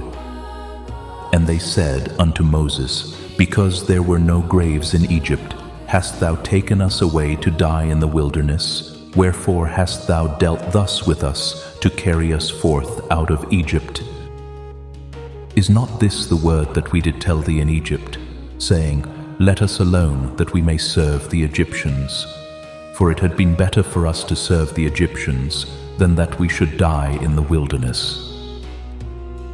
And Moses said unto the people, Fear ye not, stand still, and see the salvation of the Lord, which he will show to you today. For the Egyptians whom ye have seen today, ye shall see them again no more forever. The Lord shall fight for you, and ye shall hold your peace. And the Lord said unto Moses, Wherefore criest thou unto me? Speak unto the children of Israel, that they go forward. But lift thou up thy rod, and stretch out thine hand over the sea, and divide it, and the children of Israel shall go on dry ground through the midst of the sea. And I, behold, I will harden the hearts of the Egyptians, and they shall follow them, and I will get me honor upon Pharaoh, and upon all his host, upon his chariots, and upon his horsemen. And the Egyptians shall know that I am the Lord, when I have gotten me honor upon Pharaoh, upon his chariots, and upon his horsemen. And the angel of God, which went before the camp of Israel, removed and went behind them, and the pillar of the cloud went from before their face, and stood behind them. And it came between the camp of the Egyptians and the camp of Israel, and it was a cloud and darkness to them, but it gave light by night to these, so that the one came not near the other all the night. And Moses stretched out his hand over the sea, and the Lord caused the sea to go back by a strong east wind all that night, and made the sea dry land, and the waters were divided. And the children of Israel went into the midst of the sea upon the dry ground, and the waters were a wall unto them on their right hand and on their left. And the Egyptians pursued and went in after them to the midst of the sea, even all Pharaoh's horses, his chariots, and his horsemen. And it came to pass that in the morning watch the Lord looked unto the host of the Egyptians through the pillar of fire and of the cloud, and troubled the host of the Egyptians, and took off their chariot wheels, that they drave them heavily, so that the Egyptians said, Let us flee from the face of Israel, for the Lord fighteth for them against the Egyptians. And the Lord said unto Moses, Stretch out thine hand over the sea, that the waters may come again upon the Egyptians, upon their chariots, and upon their horsemen. And Moses stretched forth his hand over the sea, and the sea returned to his strength when the morning appeared, and the Egyptians fled against it, and the Lord overthrew the Egyptians in the midst of the sea. And the waters returned, and covered the chariots, and the horsemen, and all the host of Pharaoh that came into the sea after them. There remained not so much as one of them. But the children of Israel walked upon dry land in the midst of the sea, and the waters were a wall unto them on their right hand and on their left. Thus the Lord saved Israel that day out of the hand of the Egyptians, and Israel saw the Egyptians dead upon the seashore. And Israel saw that great work which the Lord did upon the Egyptians, and the people feared the Lord, and believed the Lord and his servant Moses. Chapter 15. Then sang Moses and the children of Israel this song unto the Lord, and spake, saying, I will sing unto the Lord, for he hath triumphed gloriously, the horse and his rider hath he thrown into the sea. The Lord is my strength and song, and he is become my salvation. He is my God, and I will prepare him an habitation, my father's God, and I will exalt him. The Lord is a man of war, the Lord is his name. Pharaoh's chariots and his host hath he cast into the sea, his chosen captains also are drowned in the Red Sea. The depths have covered them, they sank into the bottom as a stone. Thy right hand, O Lord, is become glorious in power. Thy right hand, O Lord, hath dashed in pieces the enemy. And in the greatness of thine excellency thou hast overthrown them that rose up against thee. Thou sentest forth thy wrath, which consumed them as stubble. And with the blast of thy nostrils the waters were gathered together. The flood stood upright as an heap, and the depths were congealed in the heart of the sea. The enemy said, I will pursue, I will overtake, I will divide the spoil.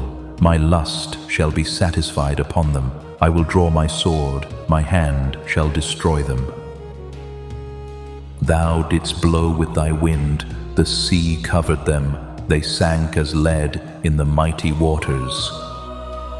Who is like unto thee, O Lord, among the gods? Who is like thee, glorious in holiness, fearful in praises, doing wonders?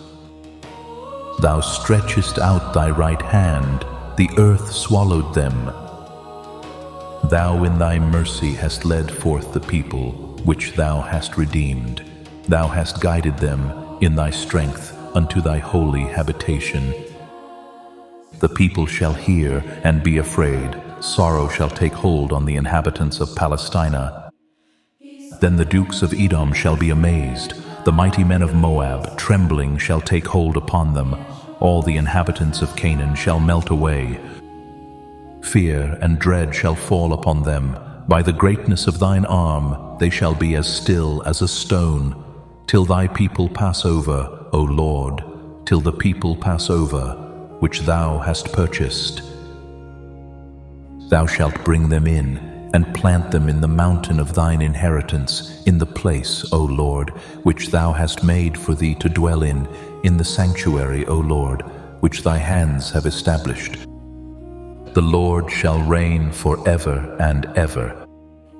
For the horse of Pharaoh went in with his chariots and with his horsemen into the sea, and the Lord brought again the waters of the sea upon them, but the children of Israel went on dry land in the midst of the sea.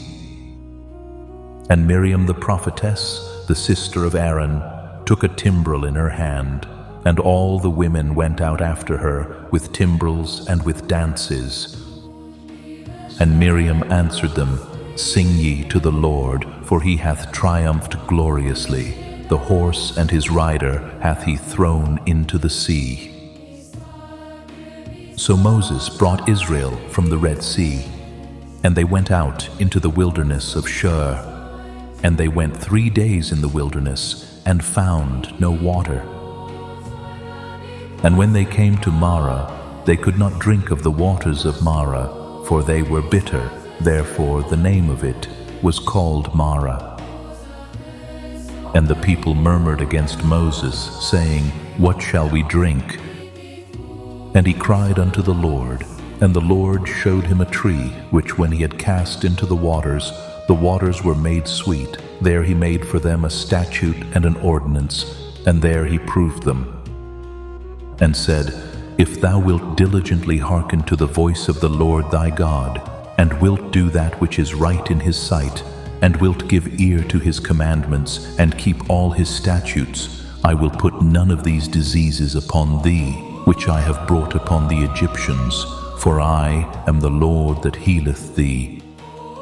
And they came to Elim, where were 12 wells of water, and 70 palm trees, and they encamped there by the waters. Chapter 16.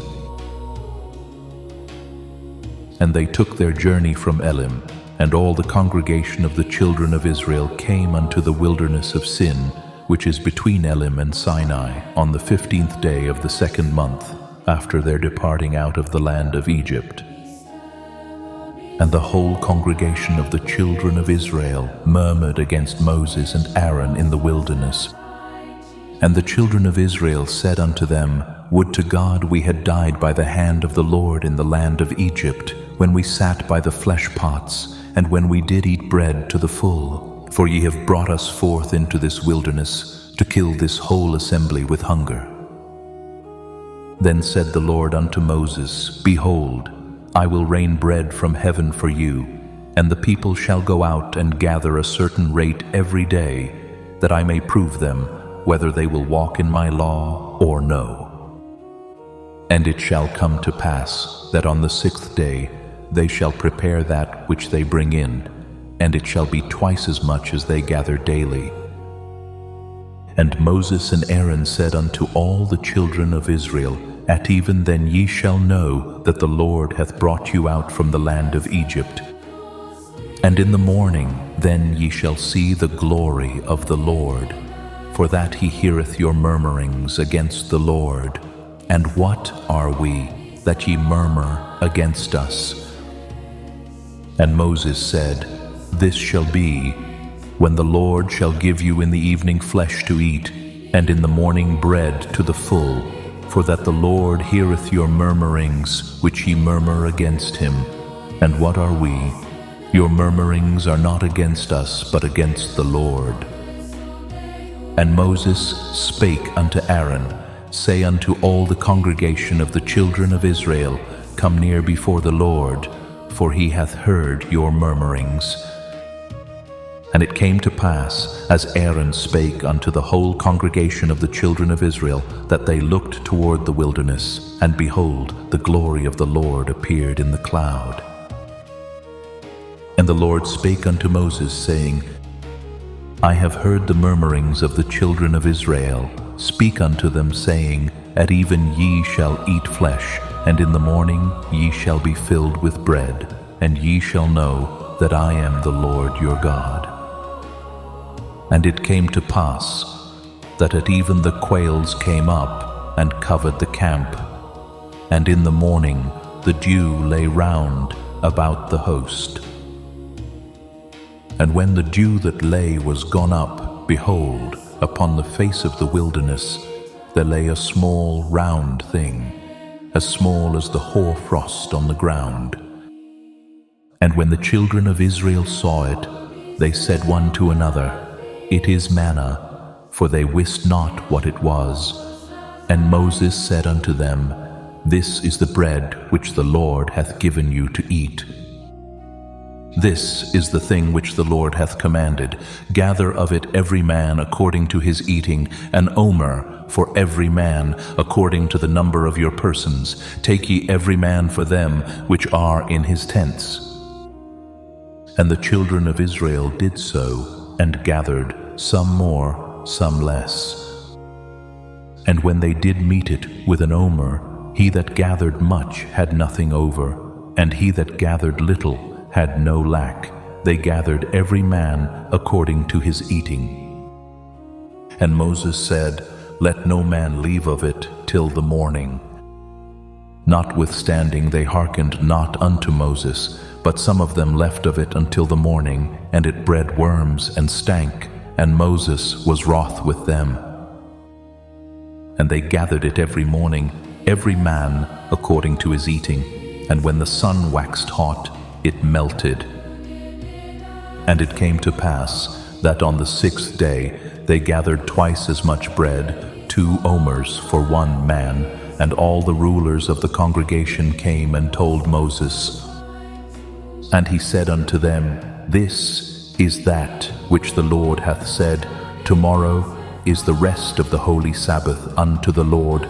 Bake that which ye will bake today, and seethe that ye will seethe, and that which remaineth over lay up for you to be kept until the morning.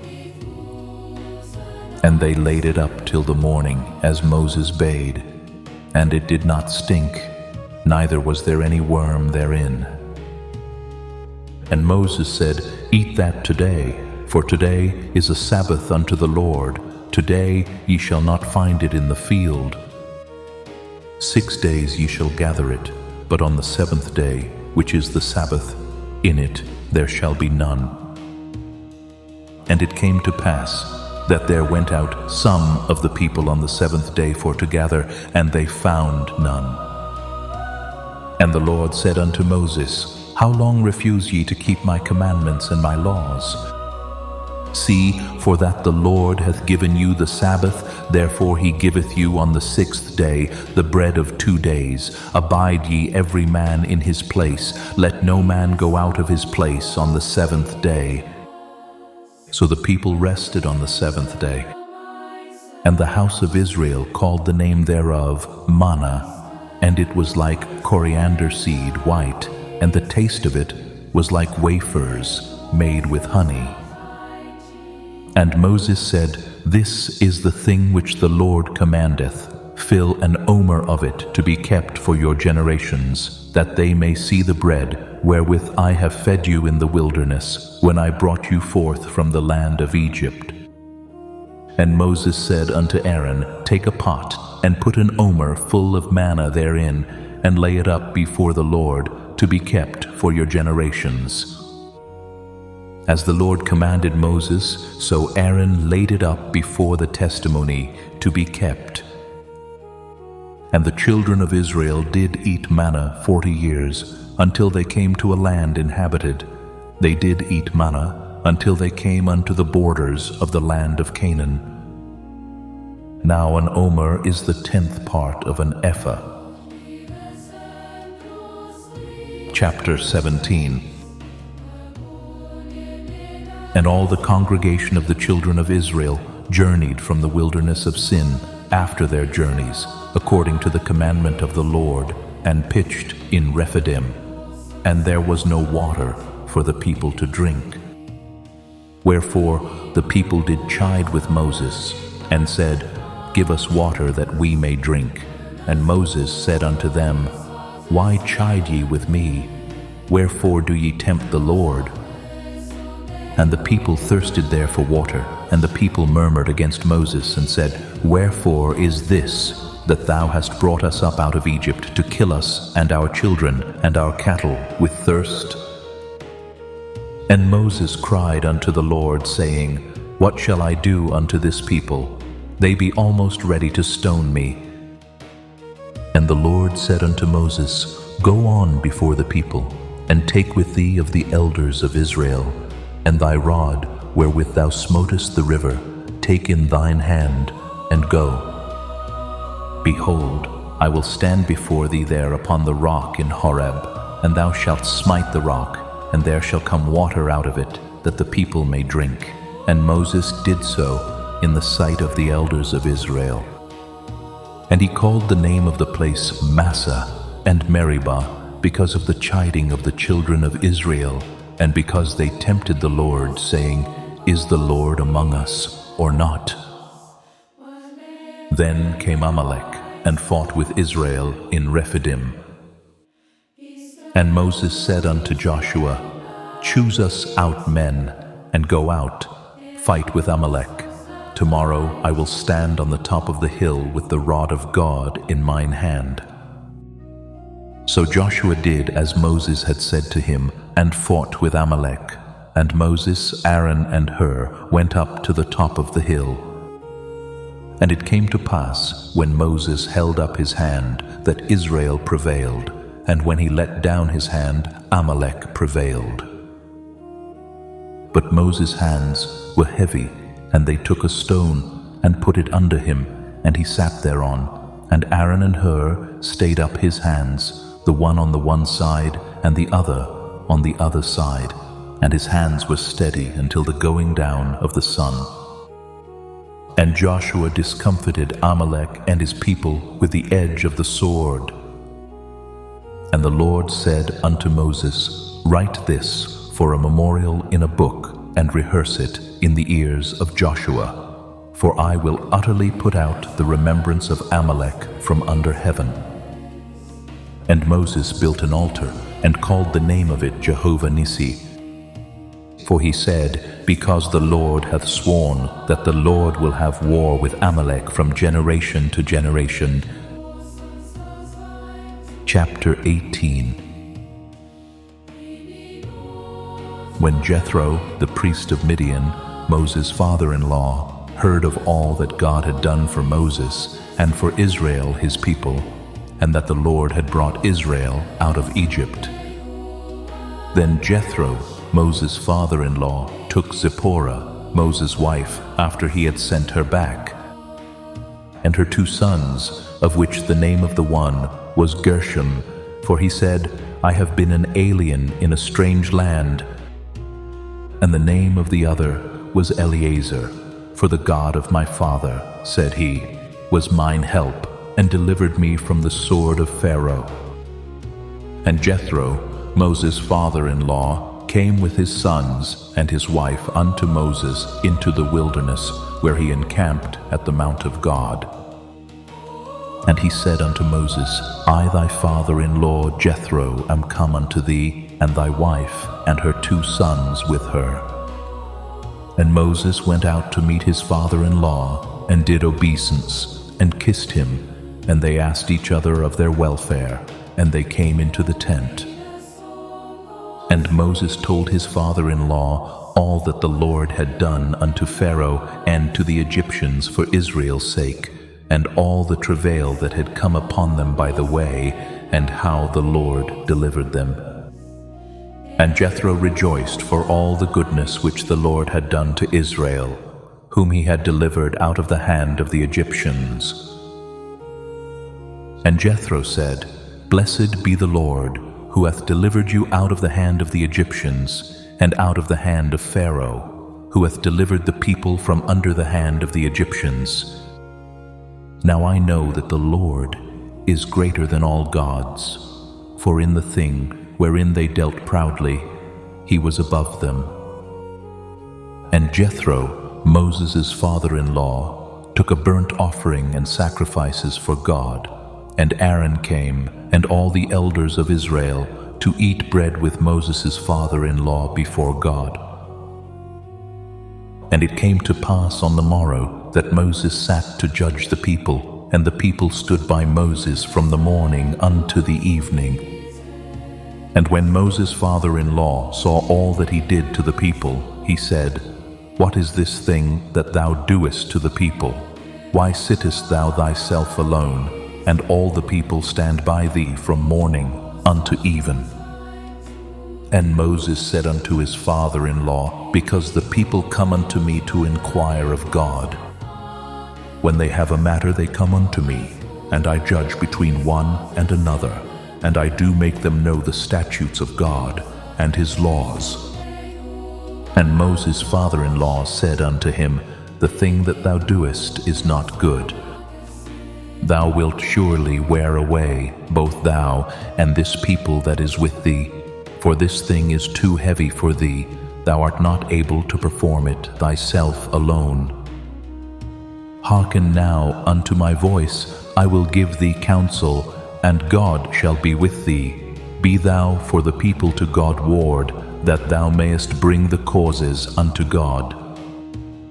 And thou shalt teach them ordinances and laws, and shalt show them the way wherein they must walk, and the work that they must do. Moreover, thou shalt provide out of all the people able men, such as fear God, men of truth, hating covetousness, and place such over them, to be rulers of thousands, and rulers of hundreds, rulers of 50s, and rulers of 10s. And let them judge the people at all seasons, and it shall be that every great matter they shall bring unto thee, but every small matter they shall judge, so shall it be easier for thyself, and they shall bear the burden with thee. If thou shalt do this thing, and God command thee so, then thou shalt be able to endure, and all this people shall also go to their place in peace. So Moses hearkened to the voice of his father-in-law, and did all that he had said. And Moses chose able men out of all Israel, and made them heads over the people, rulers of thousands, rulers of hundreds, rulers of 50s, and rulers of 10s. And they judged the people at all seasons. The hard causes they brought unto Moses, but every small matter they judged themselves. And Moses let his father-in-law depart, and he went his way into his own land. Chapter 19. In the 3rd month, when the children of Israel were gone forth out of the land of Egypt, the same day came they into the wilderness of Sinai. For they were departed from Rephidim, and were come to the desert of Sinai, and had pitched in the wilderness, and there Israel camped before the mount. And Moses went up unto God, and the Lord called unto him out of the mountain, saying, Thus shalt thou say to the house of Jacob, and tell the children of Israel, Ye have seen what I did unto the Egyptians, and how I bare you on eagle's wings, and brought you unto myself. Now therefore, if ye will obey my voice indeed, and keep my covenant, then ye shall be a peculiar treasure unto me above all people, for all the earth is mine. And ye shall be unto me a kingdom of priests, and an holy nation. These are the words which thou shalt speak unto the children of Israel. And Moses came and called for the elders of the people, and laid before their faces all these words which the Lord commanded him. And all the people answered together and said, All that the Lord hath spoken we will do. And Moses returned the words of the people unto the Lord. And the Lord said unto Moses, Lo, I come unto thee in a thick cloud, that the people may hear when I speak with thee, and believe thee forever. And Moses told the words of the people unto the Lord. And the Lord said unto Moses, Go unto the people, and sanctify them today and tomorrow, and let them wash their clothes, and be ready against the 3rd day. For the 3rd day the Lord will come down in the sight of all the people upon Mount Sinai. And thou shalt set bounds unto the people round about, saying, Take heed to yourselves, that ye go not up into the mount, or touch the border of it. Whosoever toucheth the mount shall be surely put to death. There shall not an hand touch it, but he shall surely be stoned or shot through. Whether it be beast or man, it shall not live. When the trumpet soundeth long, they shall come up to the mount. And Moses went down from the mount unto the people, and sanctified the people, and they washed their clothes. And he said unto the people, Be ready against the 3rd day, come not at your wives. And it came to pass on the 3rd day in the morning, that there were thunders and lightnings, and a thick cloud upon the mount, and the voice of the trumpet exceeding loud, so that all the people that was in the camp trembled. And Moses brought forth the people out of the camp to meet with God, and they stood at the nether part of the mount. And Mount Sinai was altogether on a smoke, because the Lord descended upon it in fire, and the smoke thereof ascended as the smoke of a furnace, and the whole mount quaked greatly. And when the voice of the trumpet sounded long, and waxed louder and louder, Moses spake, and God answered him by a voice. And the Lord came down upon Mount Sinai on the top of the mount. And the Lord called Moses up to the top of the mount, and Moses went up. And the Lord said unto Moses, Go down, charge the people, lest they break through unto the Lord to gaze, and many of them perish. And let the priests also, which come near to the Lord, sanctify themselves, lest the Lord break forth upon them. And Moses said unto the Lord, The people cannot come up to Mount Sinai, for thou chargedst us, saying, Set bounds about the mount, and sanctify it.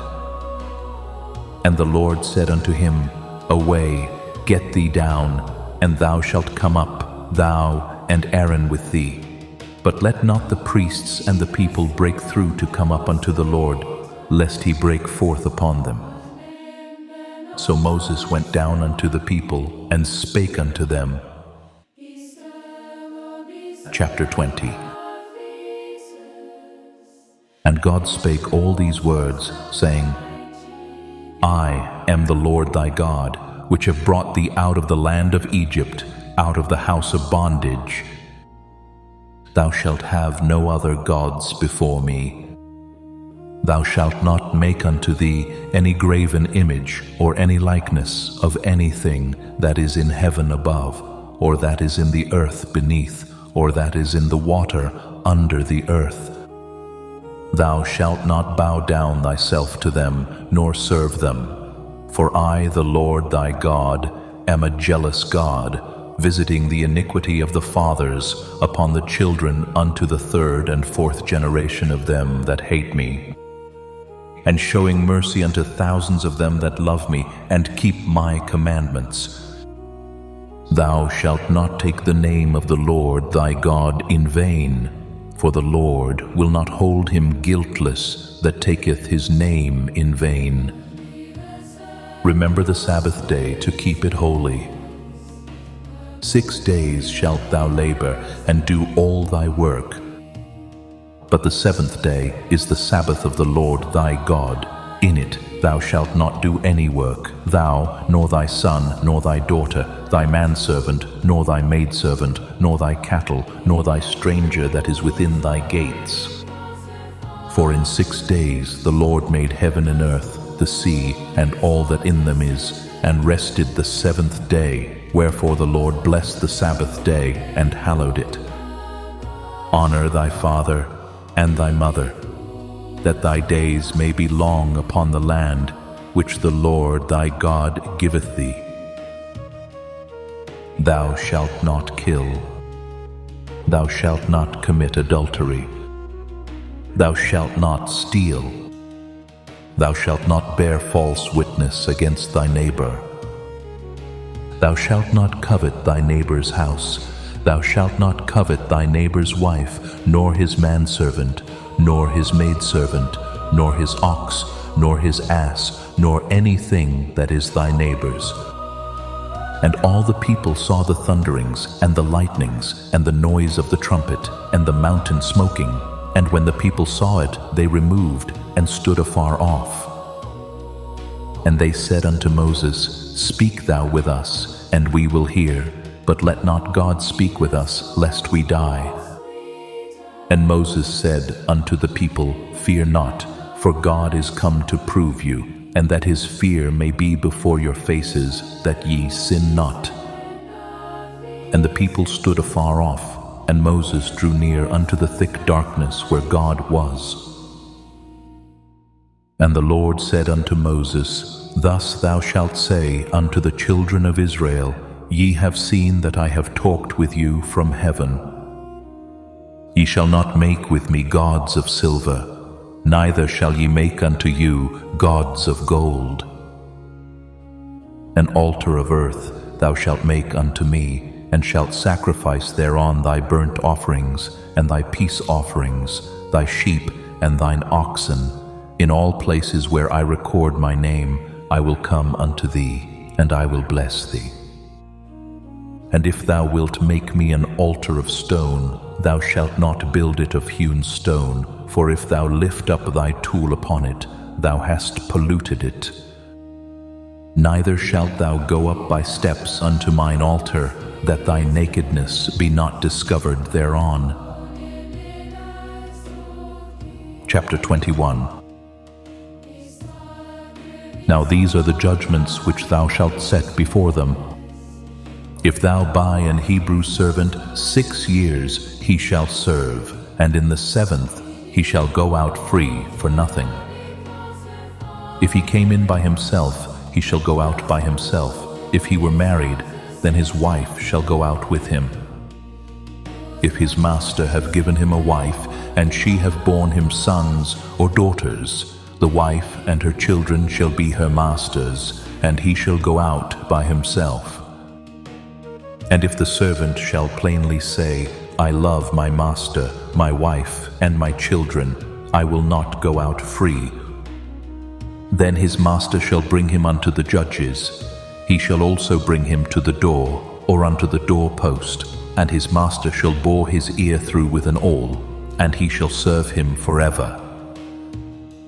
And if a man sell his daughter to be a maidservant, she shall not go out as the men servants do.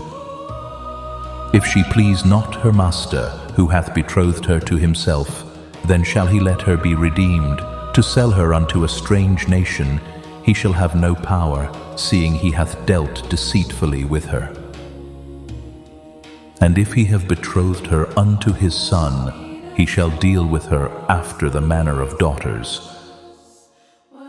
If he take him another wife, her food, her raiment, and her duty of marriage shall he not diminish.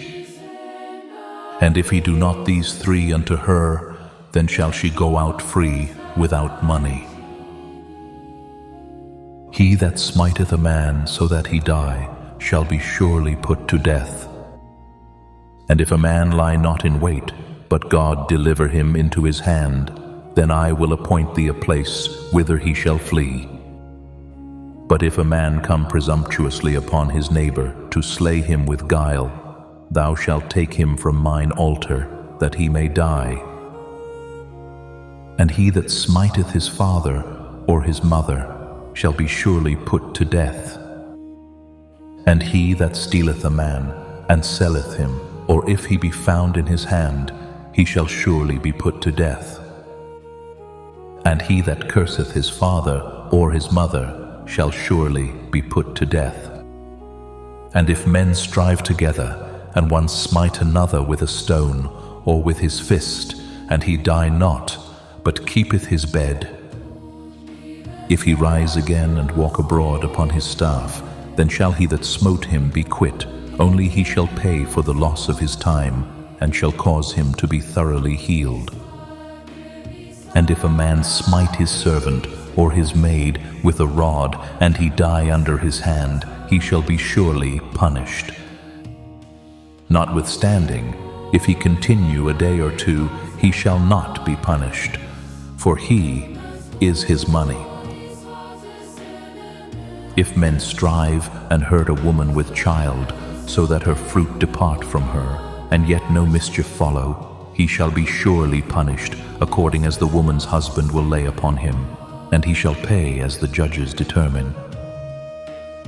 And if any mischief follow, then thou shalt give life for life, eye for eye, tooth for tooth, hand for hand, foot for foot, burning for burning, wound for wound, stripe for stripe.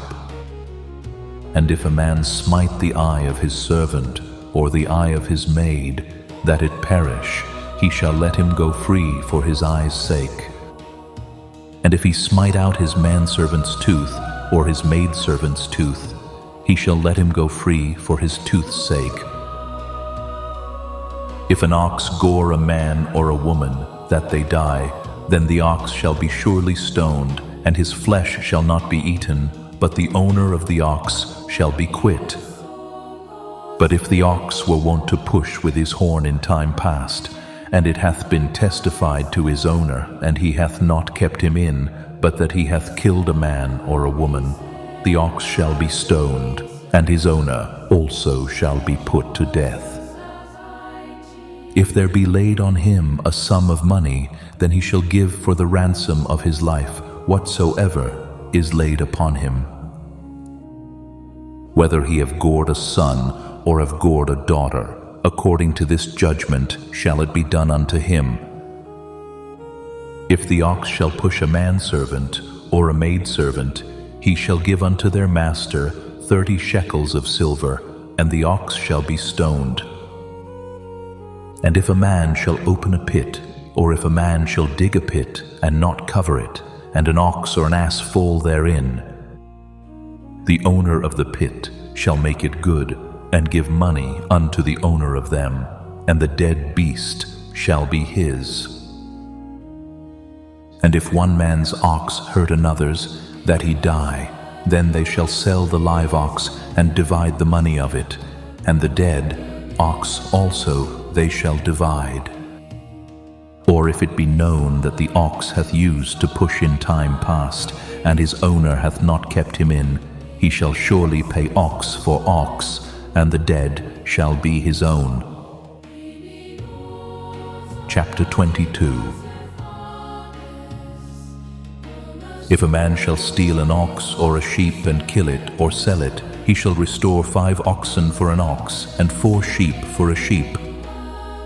If a thief be found breaking up, and be smitten that he die, there shall no blood be shed for him.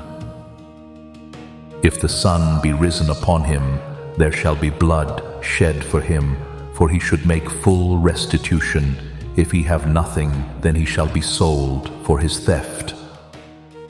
If the theft be certainly found in his hand alive, whether it be ox or ass or sheep, he shall restore double. If a man shall cause a field or vineyard to be eaten, and shall put in his beast, and shall feed in another man's field, of the best of his own field, and of the best of his own vineyard, shall he make restitution.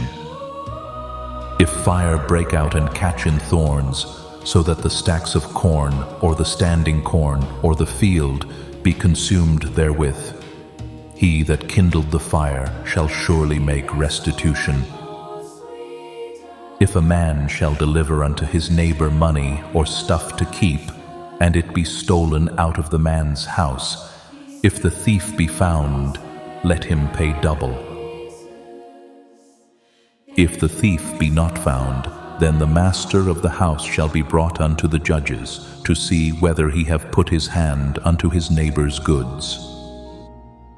For all manner of trespass, whether it be for ox, for ass, for sheep, for raiment, or for any manner of lost thing, which another challengeth to be his, the cause of both parties shall come before the judges.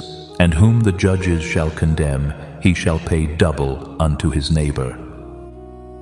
If a man deliver unto his neighbor an ass or an ox or a sheep or any beast to keep, and it die or be hurt or driven away, no man seeing it, then shall an oath of the Lord be between them both, that he hath not put his hand unto his neighbor's goods, and the owner of it shall accept thereof, and he shall not make it good.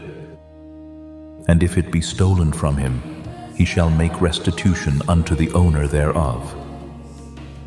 If it be torn in pieces, then let him bring it for witness, and he shall not make good that which was torn.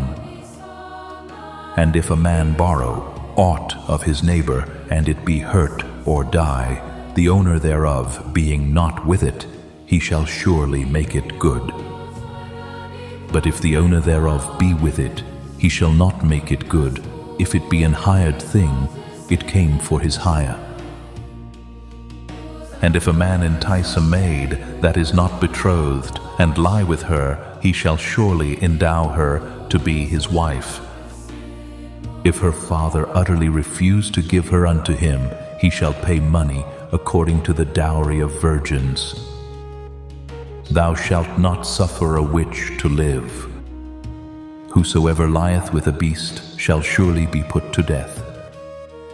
He that sacrificeth unto any god, save unto the Lord only, he shall be utterly destroyed.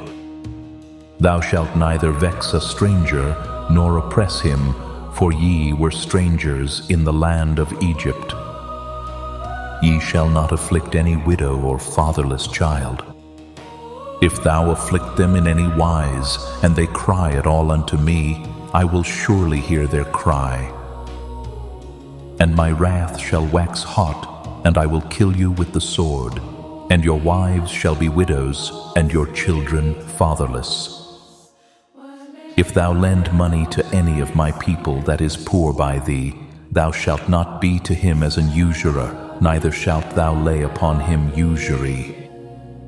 If thou at all take thy neighbor's raiment to pledge, thou shalt deliver it unto him, by that the sun goeth down. For that is his covering only, it is his raiment for his skin, wherein shall he sleep, and it shall come to pass, when he crieth unto me, that I will hear, for I am gracious. Thou shalt not revile the gods, nor curse the ruler of thy people. Thou shalt not delay to offer the first of thy ripe fruits, and of thy liquors. The firstborn of thy sons shalt thou give unto me. Likewise shalt thou do with thine oxen, and with thy sheep. 7 days it shall be with his dam. On the 8th day thou shalt give it me. And ye shall be holy men unto me, neither shall ye eat any flesh that is torn of beasts in the field. Ye shall cast it to the dogs. Chapter 23. Thou shalt not raise a false report. Put not thine hand with the wicked to be an unrighteous witness. Thou shalt not follow a multitude to do evil, neither shalt thou speak in a cause to decline after many, to wrest judgment. Neither shalt thou countenance a poor man in his cause. If thou meet thine enemy's ox or his ass going astray, thou shalt surely bring it back to him again. If thou see the ass of him that hateth thee lying under his burden, and wouldest forbear to help him, thou shalt surely help with him. Thou shalt not wrest the judgment of thy poor in his cause. Keep thee far from a false matter, and the innocent and righteous slay thou not, for I will not justify the wicked. And thou shalt take no gift, for the gift blindeth the wise, and perverteth the words of the righteous. Also, thou shalt not oppress a stranger, for ye know the heart of a stranger, seeing ye were strangers in the land of Egypt. And 6 years thou shalt sow thy land, and shalt gather in the fruits thereof.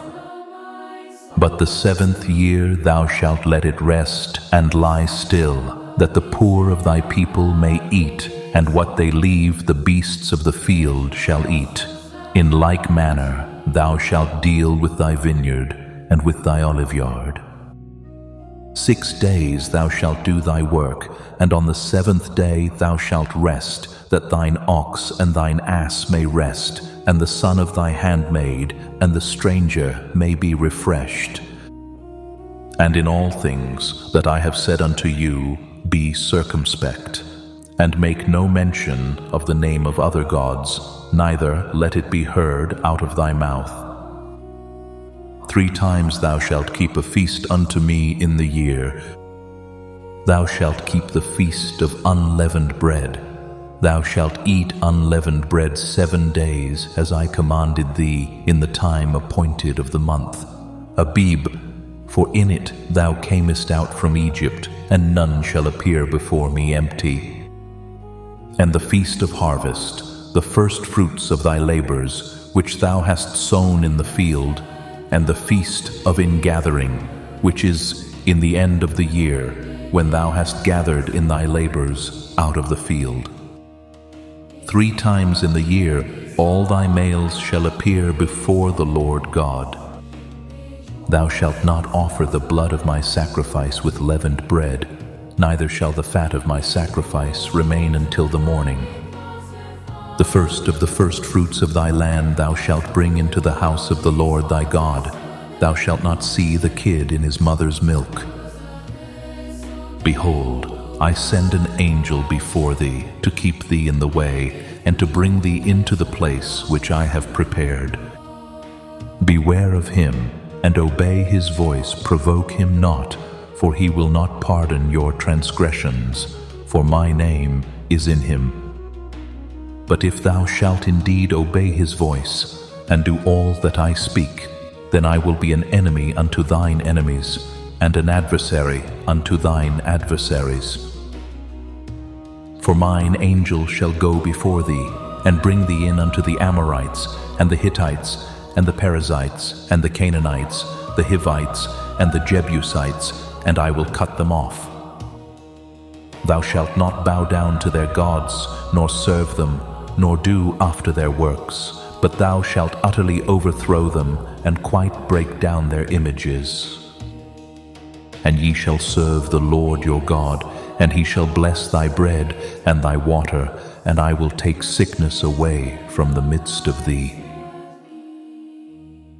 There shall nothing cast their young, nor be barren in thy land. The number of thy days I will fulfill.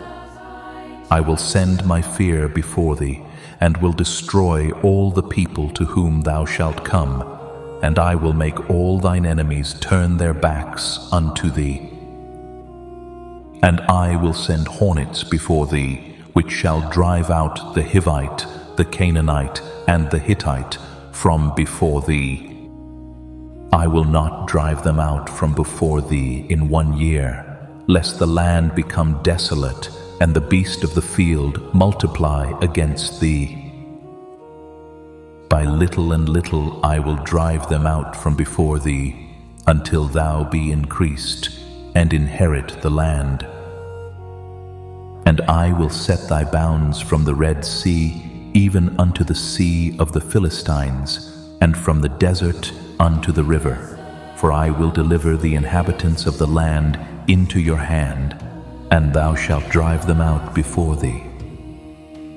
Thou shalt make no covenant with them, nor with their gods. They shall not dwell in thy land, lest they make thee sin against me. For if thou serve their gods, it will surely be a snare unto thee. Chapter 24. And he said unto Moses, Come up unto the Lord, thou and Aaron, Nadab and Abihu, and 70 of the elders of Israel, and worship ye afar off. And Moses alone shall come near the Lord, but they shall not come nigh, neither shall the people go up with him.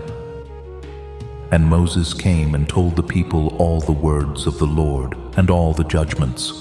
And all the people answered with one voice, and said, All the words which the Lord hath said will we do. And Moses wrote all the words of the Lord, and rose up early in the morning, and builded an altar under the hill, and 12 pillars, according to the 12 tribes of Israel. And he sent young men of the children of Israel, which offered burnt offerings, and sacrificed peace offerings of oxen unto the Lord.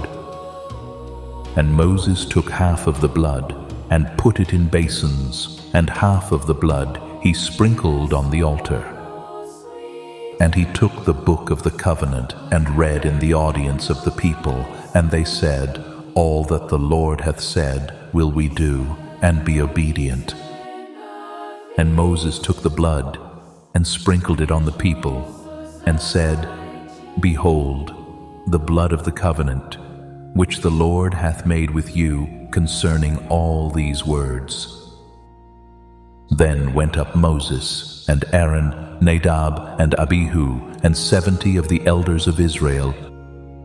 And they saw the God of Israel, and there was under his feet, as it were, a paved work of a sapphire stone, and as it were the body of heaven in his clearness.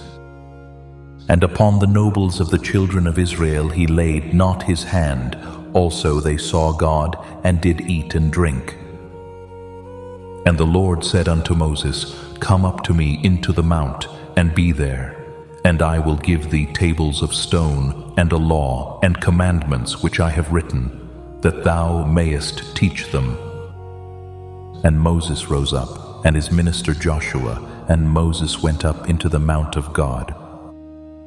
And he said unto the elders, Tarry ye here for us, until we come again unto you. And behold, Aaron and Hur are with you. If any man have any matters to do, let him come unto them. And Moses went up into the mount, and a cloud covered the mount.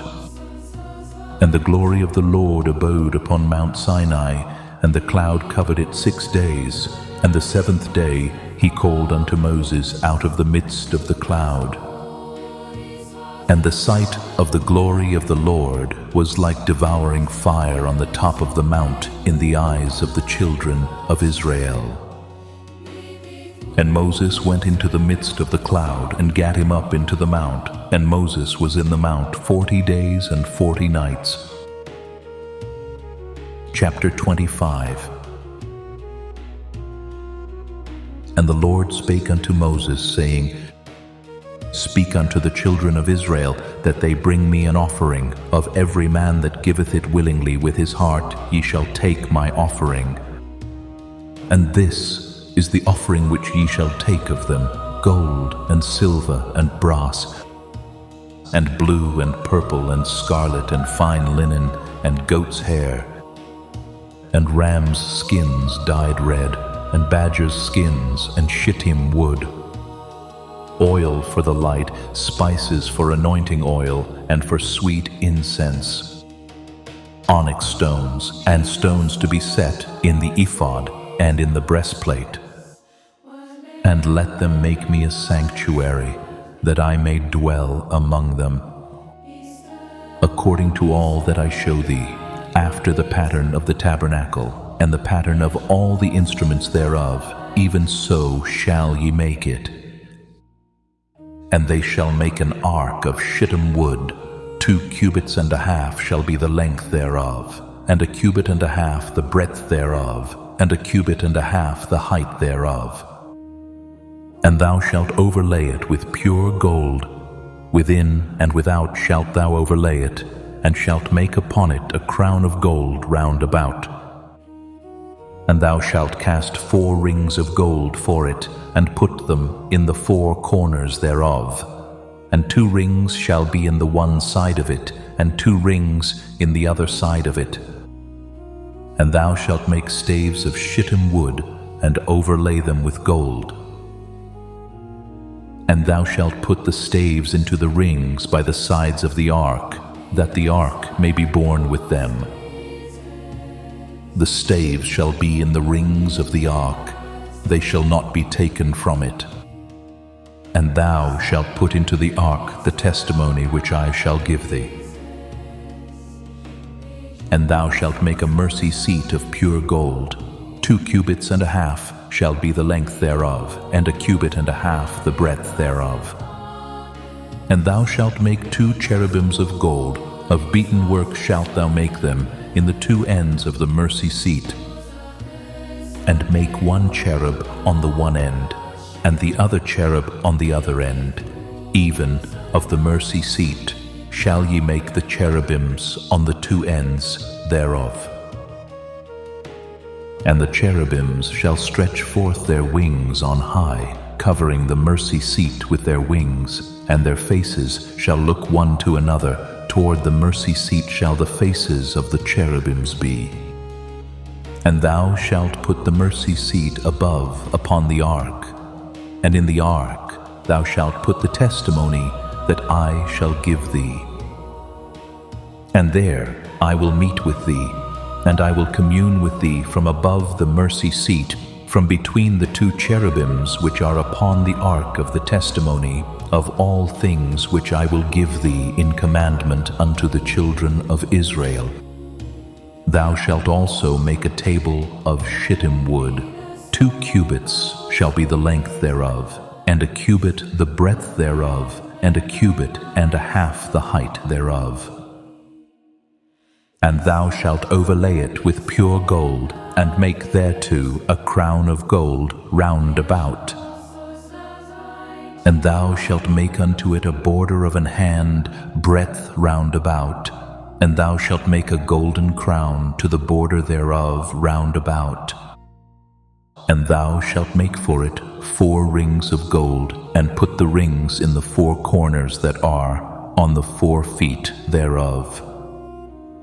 Over against the border shall the rings be for places of the staves to bear the table. And thou shalt make the staves of shittim wood, and overlay them with gold, that the table may be borne with them. And thou shalt make the dishes thereof, and spoons thereof, and covers thereof, and bowls thereof, to cover withal. Of pure gold shalt thou make them. And thou shalt set upon the table showbread before me alway. And thou shalt make a candlestick of pure gold. Of beaten work shall the candlestick be made. His shaft and his branches, his bowls, his knops and his flowers shall be of the same. And 6 branches shall come out of the sides of it, 3 branches of the candlestick out of the one side, and 3 branches of the candlestick out of the other side. 3 bowls made like unto almonds, with a knop and a flower in one branch, and 3 bowls made like almonds in the other branch, with a knop and a flower, so in the 6 branches that come out of the candlestick. And in the candlestick shall be 4 bowls made like unto almonds, with their knops and their flowers. And there shall be a knop under 2 branches of the same, and a knop under 2 branches of the same, and a knop under 2 branches of the same, according to the 6 branches that proceed out of the candlestick. Their knops and their branches shall be of the same. All it shall be one beaten work of pure gold. And thou shalt make the 7 lamps thereof, and they shall light the lamps thereof, that they may give light over against it. And the tongs thereof, and the snuff dishes thereof, shall be of pure gold. Of a talent of pure gold shall he make it with all these vessels. And look that thou make them after their pattern, which was showed thee in the mount. Chapter 26. Moreover, thou shalt make the tabernacle with 10 curtains of fine twined linen, and blue and purple and scarlet, with cherubims of cunning work shalt thou make them. The length of one curtain shall be 28 cubits, and the breadth of one curtain 4 cubits, and every one of the curtains shall have one measure. The 5 curtains shall be coupled together, one to another, and other 5 curtains shall be coupled one to another. And thou shalt make loops of blue upon the edge of the one curtain from the selvage in the coupling, and likewise shalt thou make in the uttermost edge of another curtain in the coupling of the second. 50 loops shalt thou make in the one curtain, and 50 loops shalt thou make in the edge of the curtain that is in the coupling of the second, that the loops may take hold one of another. And thou shalt make 50 taches of gold, and couple the curtains together with the taches, and it shall be one tabernacle. And thou shalt make curtains of goat's hair, to be a covering upon the tabernacle. 11 curtains shalt thou make. The length of one curtain shall be 30 cubits, and the breadth of one curtain 4 cubits, and the 11 curtains shall be all of one measure. And thou shalt couple 5 curtains by themselves, and 6 curtains by themselves, and shalt double the 6th curtain in the forefront of the tabernacle. And thou shalt make 50 loops on the edge of the one curtain that is outmost in the coupling, and 50 loops in the edge of the curtain which coupleth the second. And thou shalt make 50 taches of brass, and put the taches into the loops, and couple the tent together, that it may be one. And the remnant that remaineth of the curtains of the tent, the half curtain that remaineth, shall hang over the backside of the tabernacle. and a cubit on the one side, and a cubit on the other side of that which remaineth in the length of the curtains of the tent. It shall hang over the sides of the tabernacle on this side and on that side, to cover it. And thou shalt make a covering for the tent of rams' skins dyed red, and a covering above of badgers' skins. And thou shalt make boards for the tabernacle of shittim wood standing up. 10 cubits shall be the length of a board, and a cubit and a half shall be the breadth of one board. 2 tenons shall there be in one board, set in order one against another. Thus shalt thou make for all the boards of the tabernacle. And thou shalt make the boards for the tabernacle, 20 boards on the south side southward. And thou shalt make 40 sockets of silver under the 20 boards, 2 sockets under one board for his 2 tenons, and 2 sockets under another board for his 2 tenons. And for the second side of the tabernacle on the north side there shall be 20 boards, and there 40 sockets of silver, 2 sockets under one board, and 2 sockets under another board. And for the sides of the tabernacle westward thou shalt make 6 boards. And 2 boards shalt thou make for the corners of the tabernacle in the 2 sides. And they shall be coupled together beneath, and they shall be coupled together above the head of it unto one ring. Thus shall it be for them both. They shall be for the 2 corners. And they shall be 8 boards, and their sockets of silver, 16 sockets, 2 sockets under one board, and 2 sockets under another board. And thou shalt make bars of shittim wood, 5 for the boards of the one side of the tabernacle, and 5 bars for the boards of the other side of the tabernacle, and 5 bars for the boards of the side of the tabernacle, for the 2 sides westward. And the middle bar in the midst of the boards shall reach from end to end. And thou shalt overlay the boards with gold, and make their rings of gold for places for the bars, and thou shalt overlay the bars with gold. And thou shalt rear up the tabernacle according to the fashion thereof, which was showed thee in the mount. And thou shalt make a veil of blue and purple and scarlet and fine twined linen of cunning work, with cherubims shall it be made. And thou shalt hang it upon 4 pillars of shittim wood overlaid with gold. Their hooks shall be of gold upon the 4 sockets of silver. And thou shalt hang up the veil under the taches, that thou mayest bring in thither within the veil the ark of the testimony, and the veil shall divide unto you between the holy place and the most holy. And thou shalt put the mercy seat upon the ark of the testimony in the most holy place. And thou shalt set the table without the veil, and the candlestick over against the table on the side of the tabernacle toward the south. And thou shalt put the table on the north side. And thou shalt make an hanging for the door of the tent, of blue and purple and scarlet and fine twined linen wrought with needlework. And thou shalt make for the hanging 5 pillars of shittim wood, and overlay them with gold, and their hooks shall be of gold, and thou shalt cast 5 sockets of brass for them. Chapter 27. And thou shalt make an altar of shittim wood 5 cubits long and 5 cubits broad. The altar shall be 4 square, and the height thereof shall be 3 cubits. And thou shalt make the horns of it upon the 4 corners thereof. His horns shall be of the same, and thou shalt overlay it with brass. And thou shalt make his pans to receive his ashes, and his shovels, and his basins, and his flesh hooks, and his fire pans. All the vessels thereof thou shalt make of brass. and thou shalt make for it a grate of network of brass, and upon the net shalt thou make 4 brassen rings in the 4 corners thereof.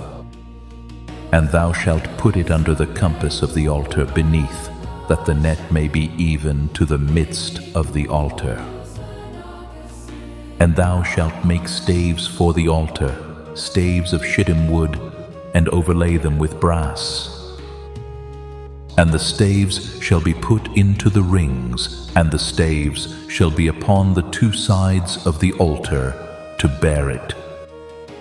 Hollow with boards shalt thou make it, as it was showed thee in the mount, so shall they make it.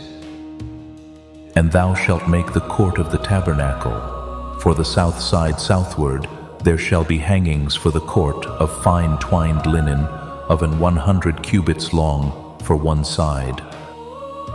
And the 20 pillars thereof and their 20 sockets shall be of brass. The hooks of the pillars and their fillets shall be of silver. And likewise for the north side in length there shall be hangings of 100 cubits long, and his 20 pillars and their 20 sockets of brass, the hooks of the pillars and their fillets of silver.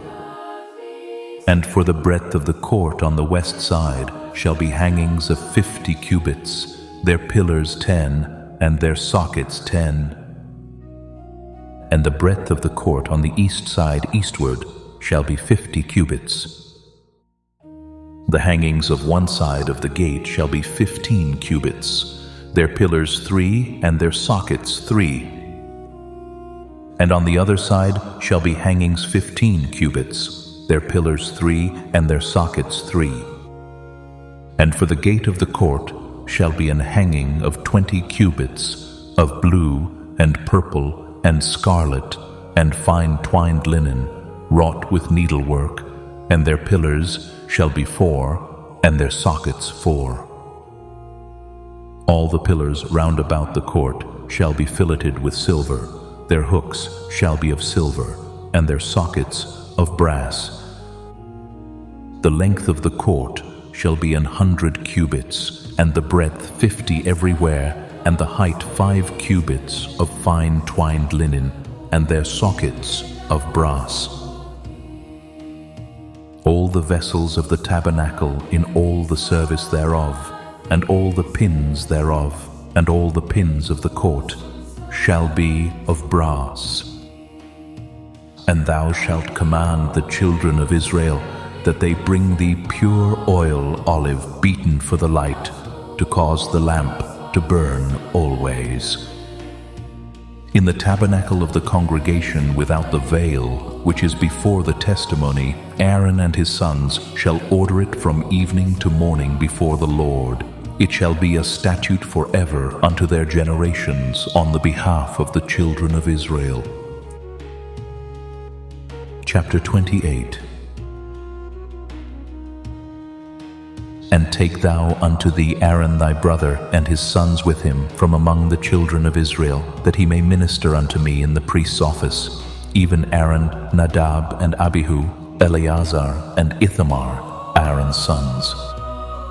And thou shalt make holy garments for Aaron thy brother for glory and for beauty. And thou shalt speak unto all that are wise-hearted, whom I have filled with the spirit of wisdom, that they may make Aaron's garments to consecrate him, that he may minister unto me in the priest's office. And these are the garments which they shall make: a breastplate, and an ephod, and a robe, and a broidered coat, a mitre, and a girdle. And they shall make holy garments for Aaron thy brother, and his sons, that he may minister unto me in the priest's office. And they shall take gold, and blue, and purple, and scarlet, and fine linen. And they shall make the ephod of gold, of blue, and of purple, of scarlet, and fine twined linen, with cunning work. It shall have the 2 shoulder pieces thereof joined at the 2 edges thereof, and so it shall be joined together. And the curious girdle of the ephod which is upon it shall be of the same according to the work thereof, even of gold, of blue and purple and scarlet, and fine twined linen. And thou shalt take 2 onyx stones, and grave on them the names of the children of Israel, 6 of their names on one stone, and the other 6 names of the rest on the other stone, according to their birth. With the work of an engraver in stone, like the engravings of a signet, shalt thou engrave the 2 stones with the names of the children of Israel. Thou shalt make them to be set in ouches of gold. And thou shalt put the 2 stones upon the shoulders of the ephod, for stones of memorial unto the children of Israel. And Aaron shall bear their names before the Lord upon his 2 shoulders for a memorial. And thou shalt make ouches of gold, and 2 chains of pure gold at the ends. Of wreathen work shalt thou make them, and fasten the wreathen chains to the ouches. And thou shalt make the breastplate of judgment with cunning work. After the work of the ephod thou shalt make it, of gold, of blue, and of purple, and of scarlet, and of fine twined linen shalt thou make it. 4 square it shall be, being doubled. A span shall be the length thereof, and a span shall be the breadth thereof. And thou shalt set in it settings of stones, even 4 rows of stones. The first row shall be a sardius, a topaz, and a carbuncle. This shall be the first row. And the second row shall be an emerald, a sapphire, and a diamond. And the third row a ligure, an agate, and an amethyst. And the fourth row a beryl, and an onyx, and a jasper. They shall be set in gold in their enclosings. And the stones shall be with the names of the children of Israel, 12, according to their names, like the engravings of a signet. Every one with his name shall they be according to the 12 tribes. And thou shalt make upon the breastplate chains at the ends of wreathen work of pure gold. And thou shalt make upon the breastplate 2 rings of gold, and shalt put the 2 rings on the 2 ends of the breastplate. And thou shalt put the 2 wreathen chains of gold in the 2 rings which are on the ends of the breastplate. And the other 2 ends of the 2 wreathen chains thou shalt fasten in the 2 ouches, and put them on the shoulder pieces of the ephod before it. And thou shalt make 2 rings of gold, and thou shalt put them upon the 2 ends of the breastplate in the border thereof, which is in the side of the ephod inward. And 2 other rings of gold thou shalt make, and shalt put them on the 2 sides of the ephod underneath, toward the forepart thereof, over against the other coupling thereof, above the curious girdle of the ephod. And they shall bind the breastplate by the rings thereof unto the rings of the ephod with a lace of blue, that it may be above the curious girdle of the ephod, and that the breastplate be not loosed from the ephod. And Aaron shall bear the names of the children of Israel in the breastplate of judgment upon his heart, when he goeth in unto the holy place, for a memorial before the Lord continually. And thou shalt put in the breastplate of judgment the Urim and the Thummim, and they shall be upon Aaron's heart when he goeth in before the Lord. And Aaron shall bear the judgment of the children of Israel upon his heart before the Lord continually. And thou shalt make the robe of the ephod all of blue. And there shall be an hole in the top of it, in the midst thereof. It shall have a binding of woven work round about the whole of it, as it were the hole of an habergeon, that it be not rent.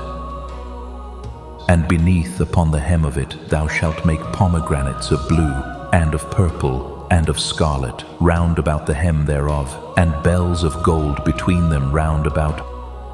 A golden bell and a pomegranate, a golden bell and a pomegranate, upon the hem of the robe round about.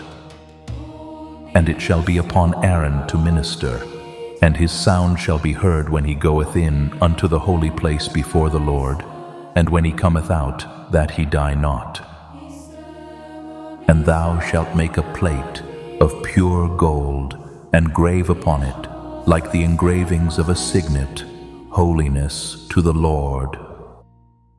And thou shalt put it on a blue lace, that it may be upon the mitre, upon the forefront of the mitre it shall be.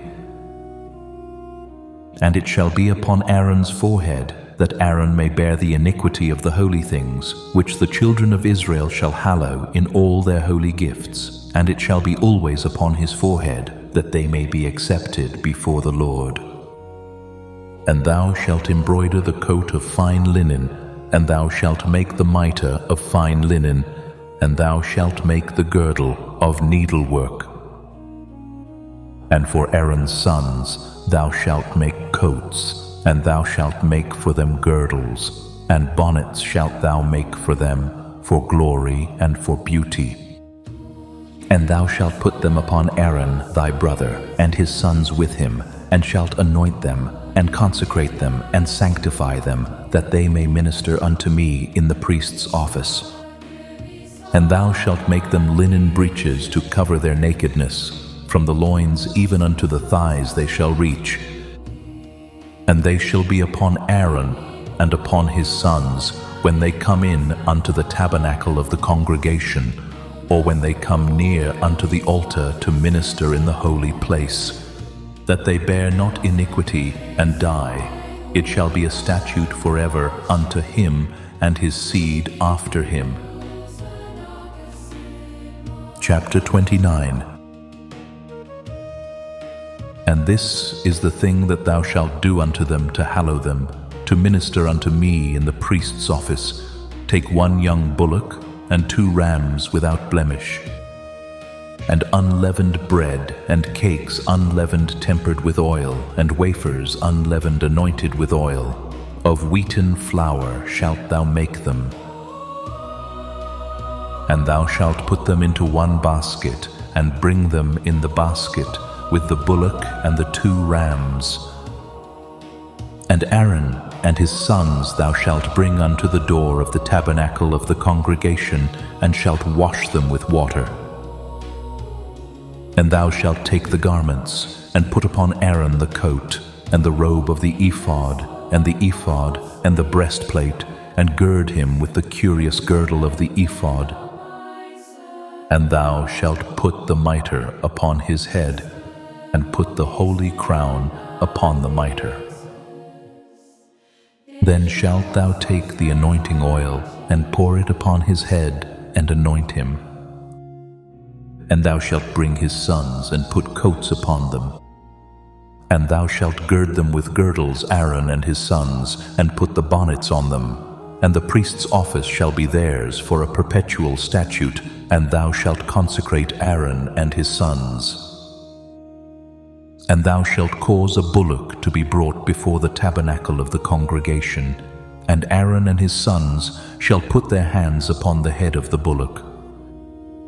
And thou shalt kill the bullock before the Lord by the door of the tabernacle of the congregation. And thou shalt take of the blood of the bullock, and put it upon the horns of the altar with thy finger, and pour all the blood beside the bottom of the altar. And thou shalt take all the fat that covereth the inwards, and the caul that is above the liver, and the 2 kidneys, and the fat that is upon them, and burn them upon the altar.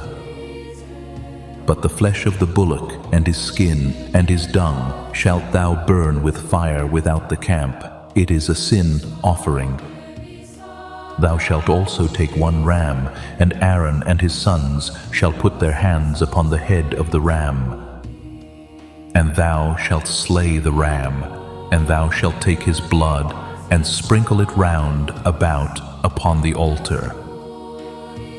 And thou shalt cut the ram in pieces, and wash the inwards of him, and his legs, and put them unto his pieces, and unto his head. And thou shalt burn the whole ram upon the altar. It is a burnt offering unto the Lord. It is a sweet savor, an offering made by fire unto the Lord. And thou shalt take the other ram, and Aaron and his sons shall put their hands upon the head of the ram.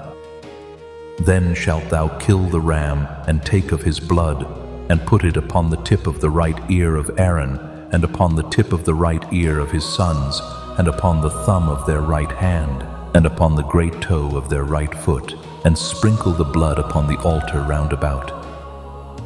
And thou shalt take of the blood that is upon the altar, and of the anointing oil, and sprinkle it upon Aaron, and upon his garments, and upon his sons, and upon the garments of his sons with him, and he shall be hallowed, and his garments, and his sons' garments with him.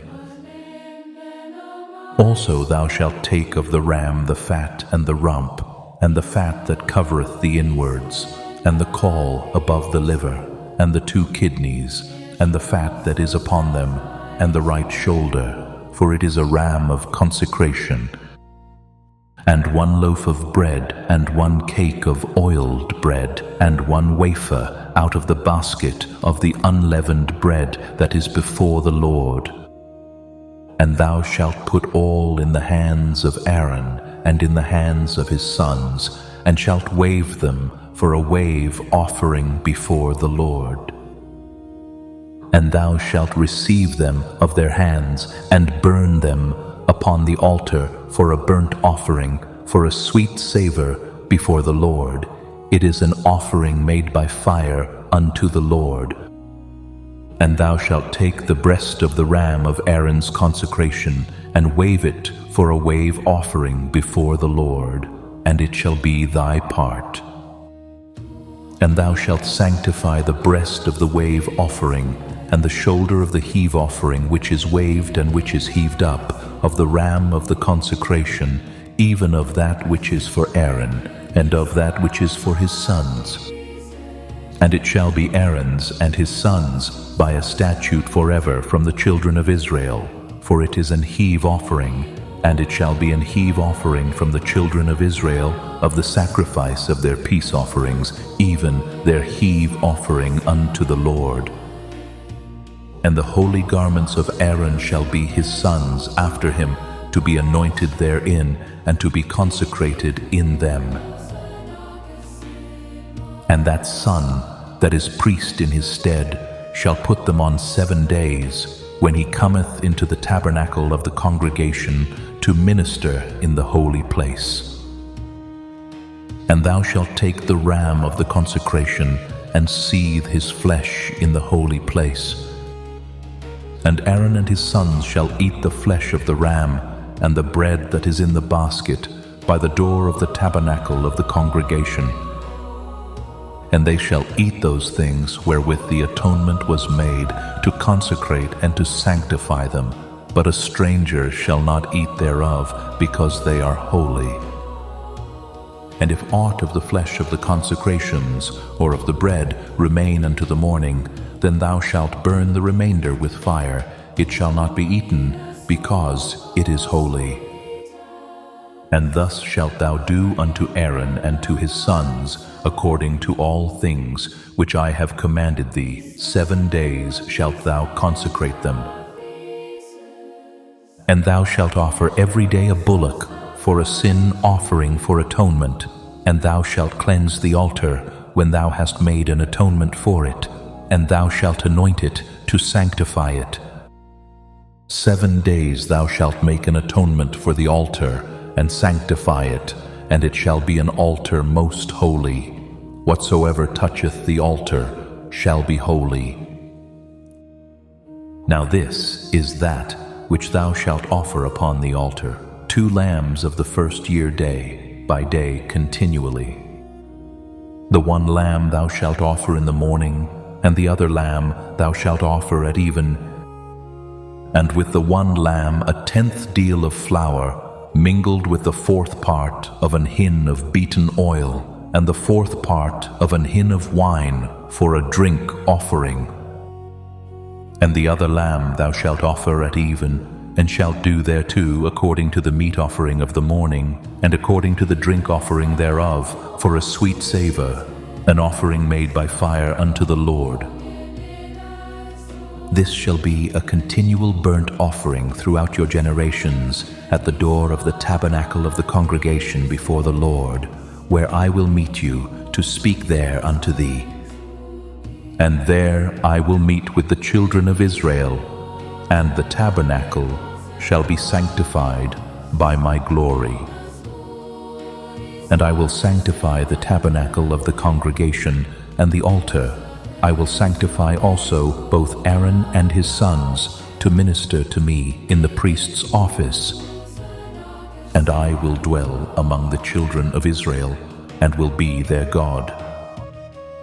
And they shall know that I am the Lord their God, that brought them forth out of the land of Egypt, that I may dwell among them.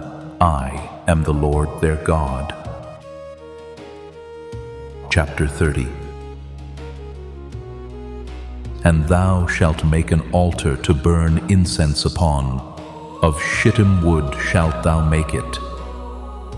A cubit shall be the length thereof, and a cubit the breadth thereof. 4 shall it be, and 2 cubits shall be the height thereof. The horns thereof shall be of the same. And thou shalt overlay it with pure gold, the top thereof, and the sides thereof round about, and the horns thereof. And thou shalt make unto it a crown of gold round about. And 2 golden rings shalt thou make to it under the crown of it, by the 2 corners thereof. Upon the 2 sides of it shalt thou make it, and they shall be for places for the staves to bear it withal. And thou shalt make the staves of shittim wood, and overlay them with gold.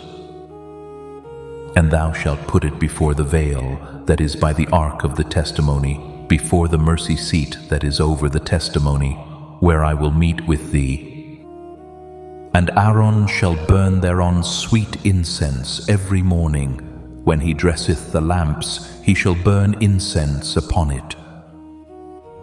And when Aaron lighteth the lamps at even, he shall burn incense upon it, a perpetual incense before the Lord throughout your generations. Ye shall offer no strange incense thereon, nor burnt sacrifice, nor meat offering, neither shall ye pour drink offering thereon.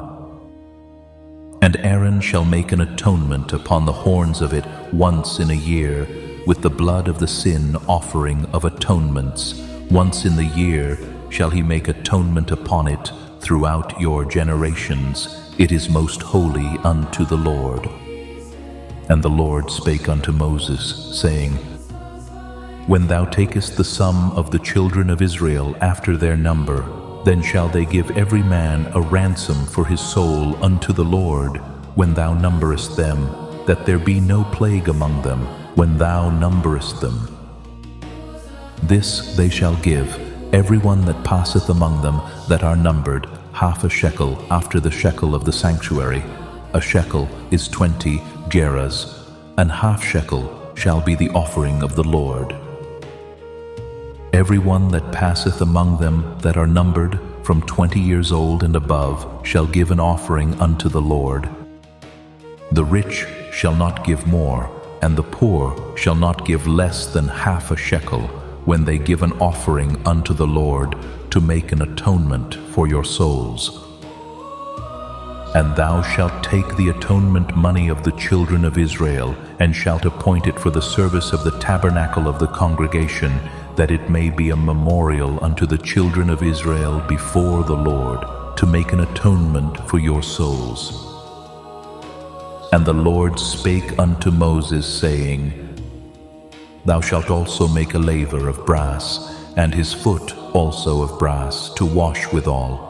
And thou shalt put it between the tabernacle of the congregation and the altar, and thou shalt put water therein. For Aaron and his sons shall wash their hands and their feet thereat. When they go into the tabernacle of the congregation, they shall wash with water, that they die not. Or when they come near to the altar to minister, to burn offering made by fire unto the Lord, so they shall wash their hands and their feet, that they die not.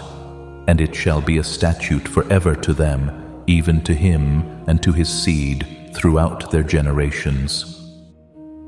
Moreover, the Lord spake unto Moses, saying, Take thou also unto thee principal spices, of pure myrrh 500 shekels, and of sweet cinnamon half so much, even 250 shekels, and of sweet calamus 250 shekels, and of cassia 500 shekels, after the shekel of the sanctuary, and of oil olive and hin.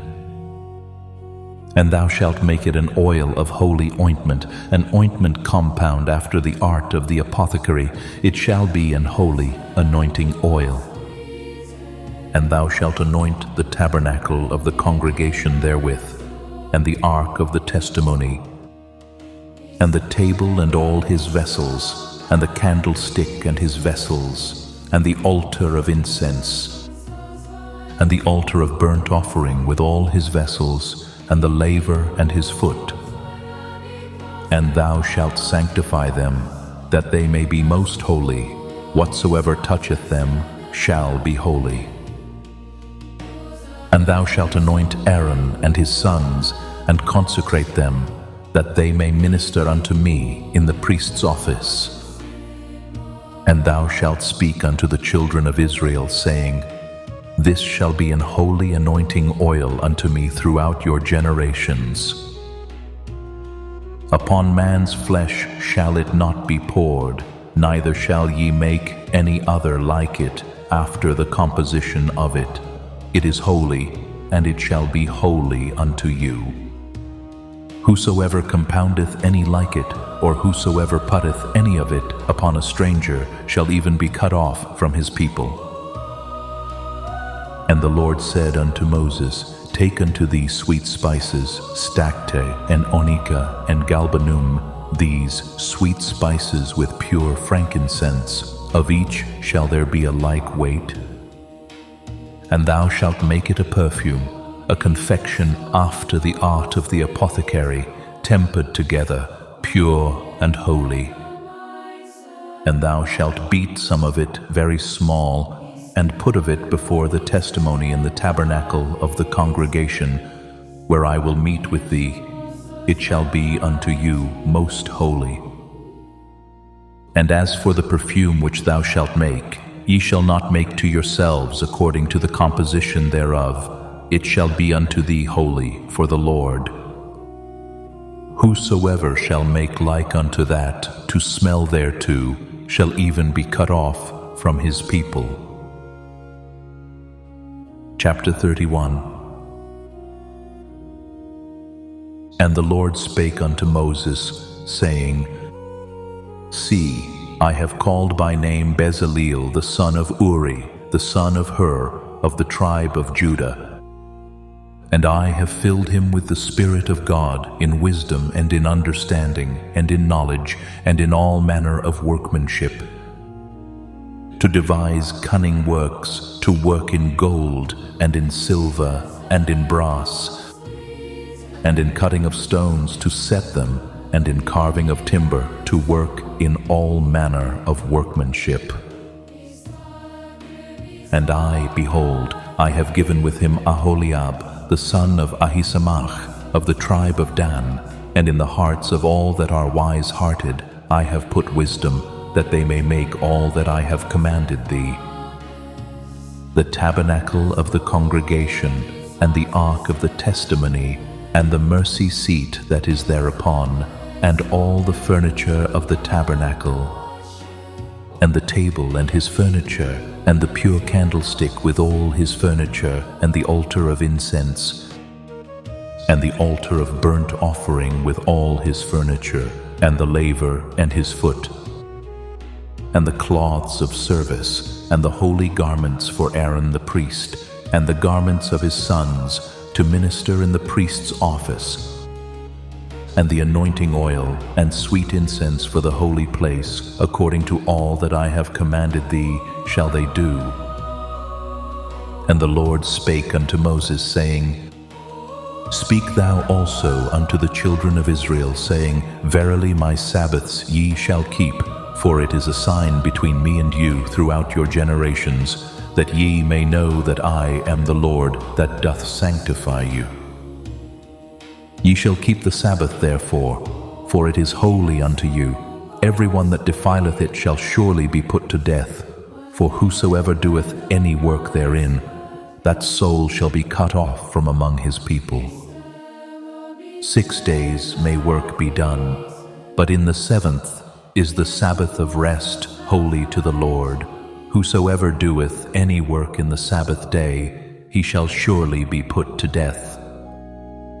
Wherefore the children of Israel shall keep the Sabbath, to observe the Sabbath throughout their generations for a perpetual covenant. It is a sign between me and the children of Israel forever. For in 6 days the Lord made heaven and earth, and on the 7th day he rested and was refreshed. And he gave unto Moses, when he had made an end of communing with him upon Mount Sinai, 2 tables of testimony, tables of stone, written with the finger of God. Chapter 32. And when the people saw that Moses delayed to come down out of the mount, the people gathered themselves together unto Aaron, and said unto him, Up, make us gods, which shall go before us. For as for this Moses, the man that brought us up out of the land of Egypt, we wot not what is become of him. And Aaron said unto them, Break off the golden earrings, which are in the ears of your wives, of your sons, and of your daughters, and bring them unto me. And all the people brake off the golden earrings, which were in their ears, and brought them unto Aaron. And he received them at their hand, and fashioned it with a graving tool, after he had made it a molten calf. And they said, These be thy gods, O Israel, which brought thee up out of the land of Egypt. And when Aaron saw it, he built an altar before it. And Aaron made proclamation and said, Tomorrow is a feast to the Lord. And they rose up early on the morrow, and offered burnt offerings, and brought peace offerings. And the people sat down to eat and to drink, and rose up to play. And the Lord said unto Moses, Go, get thee down, for thy people, which thou broughtest out of the land of Egypt, have corrupted themselves. They have turned aside quickly out of the way which I commanded them. They have made them a molten calf, and have worshipped it, and have sacrificed thereunto, and said, These be thy gods, O Israel, which have brought thee up out of the land of Egypt. And the Lord said unto Moses, I have seen this people, and behold, it is a stiff-necked people. Now therefore let me alone, that my wrath may wax hot against them, and that I may consume them, and I will make of thee a great nation. And Moses besought the Lord his God, and said, Lord, why doth thy wrath wax hot against thy people, which thou hast brought forth out of the land of Egypt with great power and with a mighty hand? Wherefore should the Egyptians speak and say, For mischief did he bring them out, to slay them in the mountains, and to consume them from the face of the earth?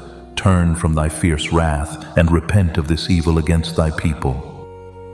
Remember Abraham, Isaac, and Israel, thy servants, to whom thou swarest by thine own self, and saidst unto them, I will multiply your seed as the stars of heaven, and all this land that I have spoken of will I give unto your seed, and they shall inherit it forever. And the Lord repented of the evil which he thought to do unto his people. And Moses turned and went down from the mount, and the 2 tables of the testimony were in his hand. The tables were written on both their sides, on the one side and on the other were they written. And the tables were the work of God, and the writing was the writing of God, graven upon the tables. And when Joshua heard the noise of the people as they shouted, he said unto Moses, There is a noise of war in the camp. And he said, It is not the voice of them that shout for mastery, neither is it the voice of them that cry for being overcome, but the noise of them that sing do I hear. And it came to pass, as soon as he came nigh unto the camp, that he saw the calf and the dancing, and Moses' anger waxed hot, and he cast the tables out of his hands, and brake them beneath the mount. And he took the calf which they had made, and burnt it in the fire, and ground it to powder, and strawed it upon the water, and made the children of Israel drink of it. And Moses said unto Aaron, What did this people unto thee, that thou hast brought so great a sin upon them? And Aaron said, Let not the anger of my Lord wax hot. Thou knowest the people, that they are set on mischief. For they said unto me, Make us gods, which shall go before us. For as for this Moses, the man that brought us up out of the land of Egypt, we wot not what is become of him. And I said unto them, Whosoever hath any gold, let them break it off. So they gave it me. Then I cast it into the fire, and there came out this calf. And when Moses saw that the people were naked, for Aaron had made them naked unto their shame among their enemies, then Moses stood in the gate of the camp and said, Who is on the Lord's side, let him come unto me. And all the sons of Levi gathered themselves together unto him.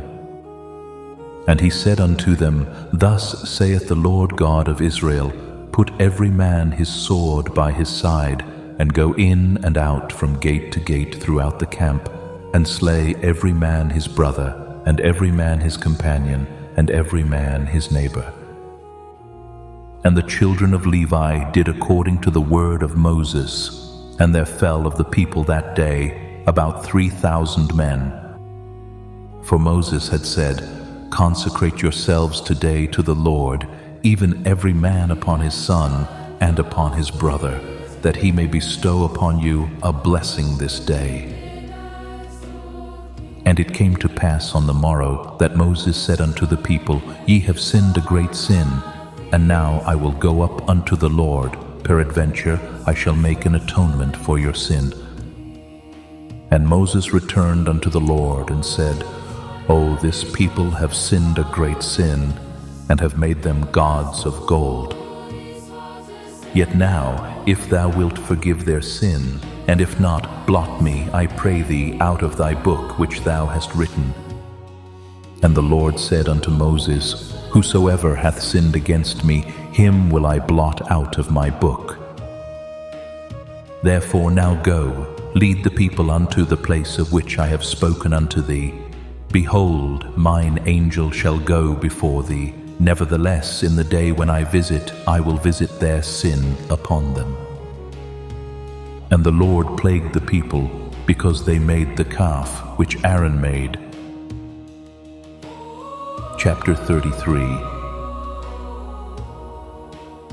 And the Lord said unto Moses, Depart, and go up hence, thou and the people which thou hast brought up out of the land of Egypt, unto the land which I swear unto Abraham, to Isaac, and to Jacob, saying, Unto thy seed will I give it. And I will send an angel before thee, and I will drive out the Canaanite, the Amorite, and the Hittite, and the Perizzite, the Hivite, and the Jebusite, unto a land flowing with milk and honey. For I will not go up in the midst of thee, for thou art a stiff-necked people, lest I consume thee in the way. And when the people heard these evil tidings, they mourned, and no man did put on him his ornaments. For the Lord had said unto Moses, Say unto the children of Israel, Ye are a stiff-necked people. I will come up into the midst of thee in a moment, and consume thee. Therefore now put off thy ornaments from thee, that I may know what to do unto thee. And the children of Israel stripped themselves of their ornaments by the Mount Horeb. And Moses took the tabernacle, and pitched it without the camp, afar off from the camp, and called it the tabernacle of the congregation.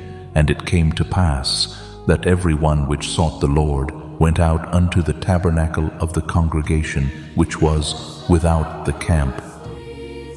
And it came to pass, when Moses went out unto the tabernacle, that all the people rose up, and stood every man at his tent door, and looked after Moses until he was gone into the tabernacle. And it came to pass, as Moses entered into the tabernacle, the cloudy pillar descended, and stood at the door of the tabernacle, and the Lord talked with Moses.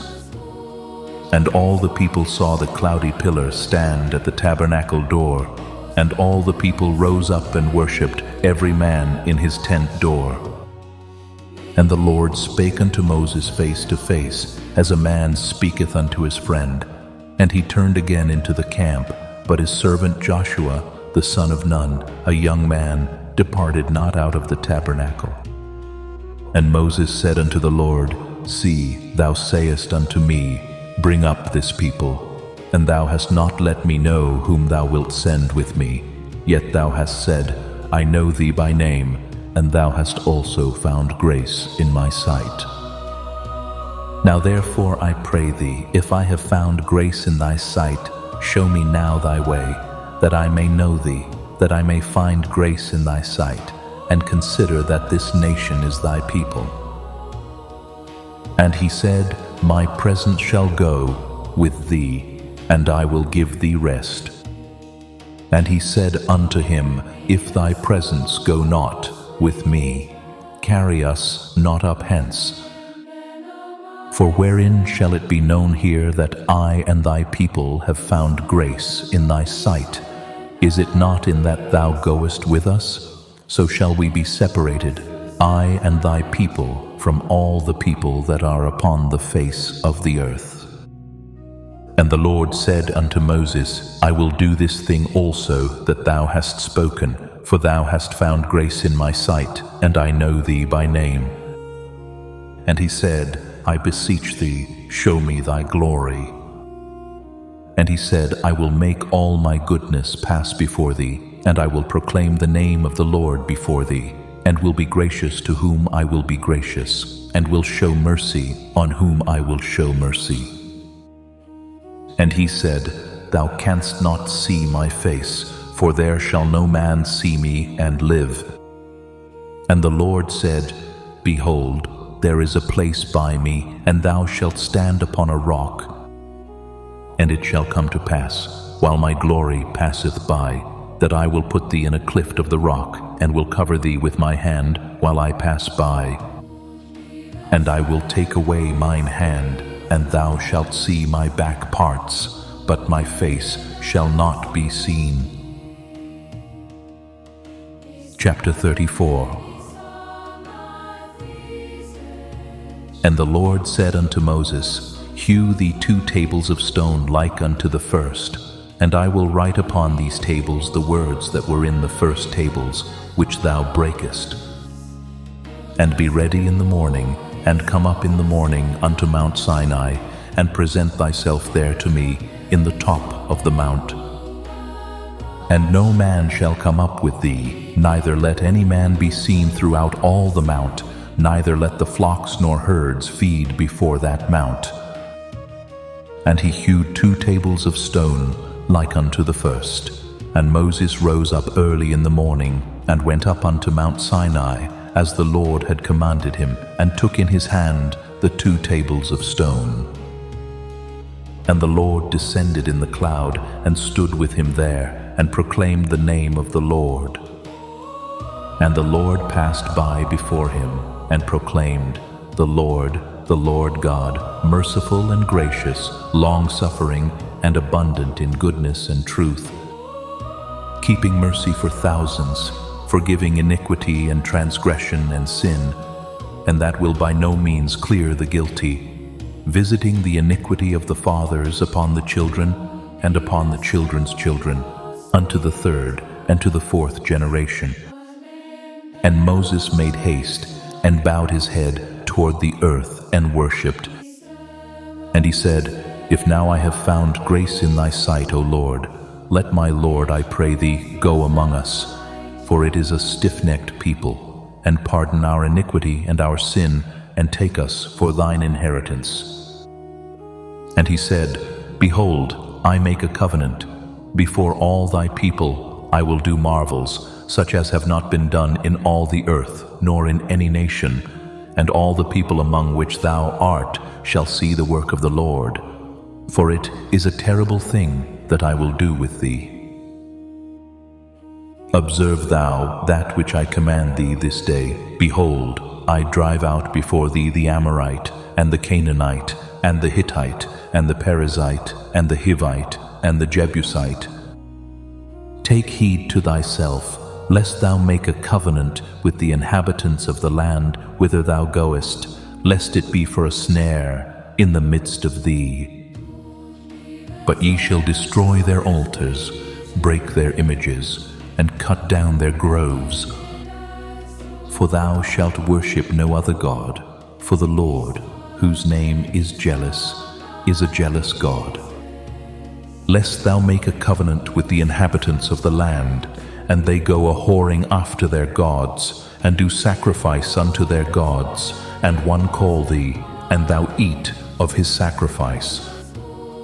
And thou take of their daughters unto thy sons, and their daughters go a-whoring after their gods, and make thy sons go a-whoring after their gods. Thou shalt make thee no molten gods. The feast of unleavened bread shalt thou keep. 7 days thou shalt eat unleavened bread, as I commanded thee in the time of the month Abib, for in the month Abib thou camest out from Egypt. All that openeth the matrix is mine, and every firstling among thy cattle, whether ox or sheep, that is male. But the firstling of an ass thou shalt redeem with a lamb, and if thou redeem him not, then shalt thou break his neck. All the firstborn of thy sons thou shalt redeem, and none shall appear before me empty. 6 days thou shalt work, but on the 7th day thou shalt rest. In earing time and in harvest thou shalt rest. And thou shalt observe the feast of weeks of the first fruits of wheat harvest, and the feast of ingathering at the year's end. Thrice in the year shall all your men children appear before the Lord God, the God of Israel. For I will cast out the nations before thee, and enlarge thy borders. Neither shall any man desire thy land, when thou shalt go up to appear before the Lord thy God thrice in the year. Thou shalt not offer the blood of my sacrifice with leaven, neither shall the sacrifice of the feast of the Passover be left unto the morning. The first of the first fruits of thy land thou shalt bring unto the house of the Lord thy God. Thou shalt not see the kid in his mother's milk. And the Lord said unto Moses, Write thou these words, for after the tenor of these words I have made a covenant with thee and with Israel. And he was there with the Lord 40 days and 40 nights. He did neither eat bread nor drink water. And he wrote upon the tables the words of the covenant, the 10 commandments. And it came to pass, when Moses came down from Mount Sinai with the 2 tables of testimony in Moses' hand, when he came down from the mount, that Moses wist not that the skin of his face shone while he talked with him. And when Aaron and all the children of Israel saw Moses, behold, the skin of his face shone, and they were afraid to come nigh him. And Moses called unto them, and Aaron and all the rulers of the congregation returned unto him, and Moses talked with them. And afterward all the children of Israel came nigh, and he gave them in commandment all that the Lord had spoken with him in Mount Sinai. And till Moses had done speaking with them, he put a veil on his face. But when Moses went in before the Lord to speak with him, he took the veil off until he came out. And he came out and spake unto the children of Israel that which he was commanded. And the children of Israel saw the face of Moses, that the skin of Moses' face shone, and Moses put the veil upon his face again, until he went in to speak with him. Chapter 35. And Moses gathered all the congregation of the children of Israel together, and said unto them, These are the words which the Lord hath commanded, that ye should do them. 6 days shall work be done, but on the 7th day there shall be to you an holy day, a Sabbath of rest to the Lord. Whosoever doeth work therein shall be put to death. Ye shall kindle no fire throughout your habitations upon the Sabbath day.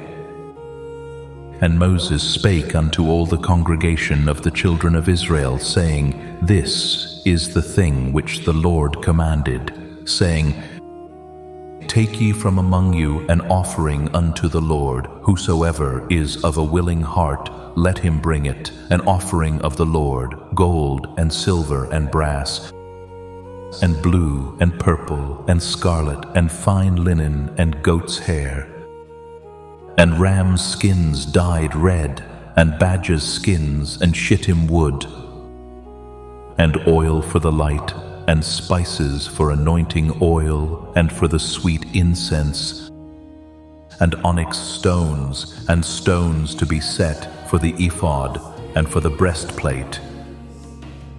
And every wise-hearted among you shall come, and make all that the Lord hath commanded.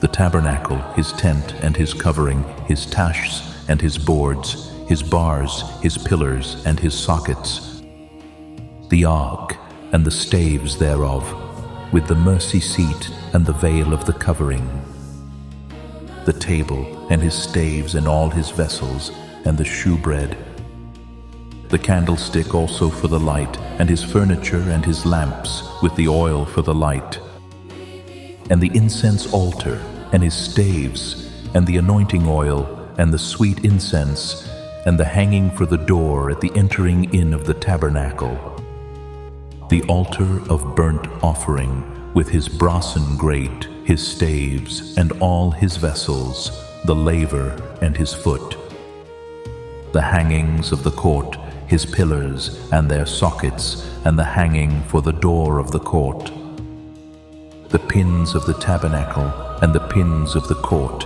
and their cords, the cloths of service, to do service in the holy place, the holy garments for Aaron the priest, and the garments of his sons, to minister in the priest's office.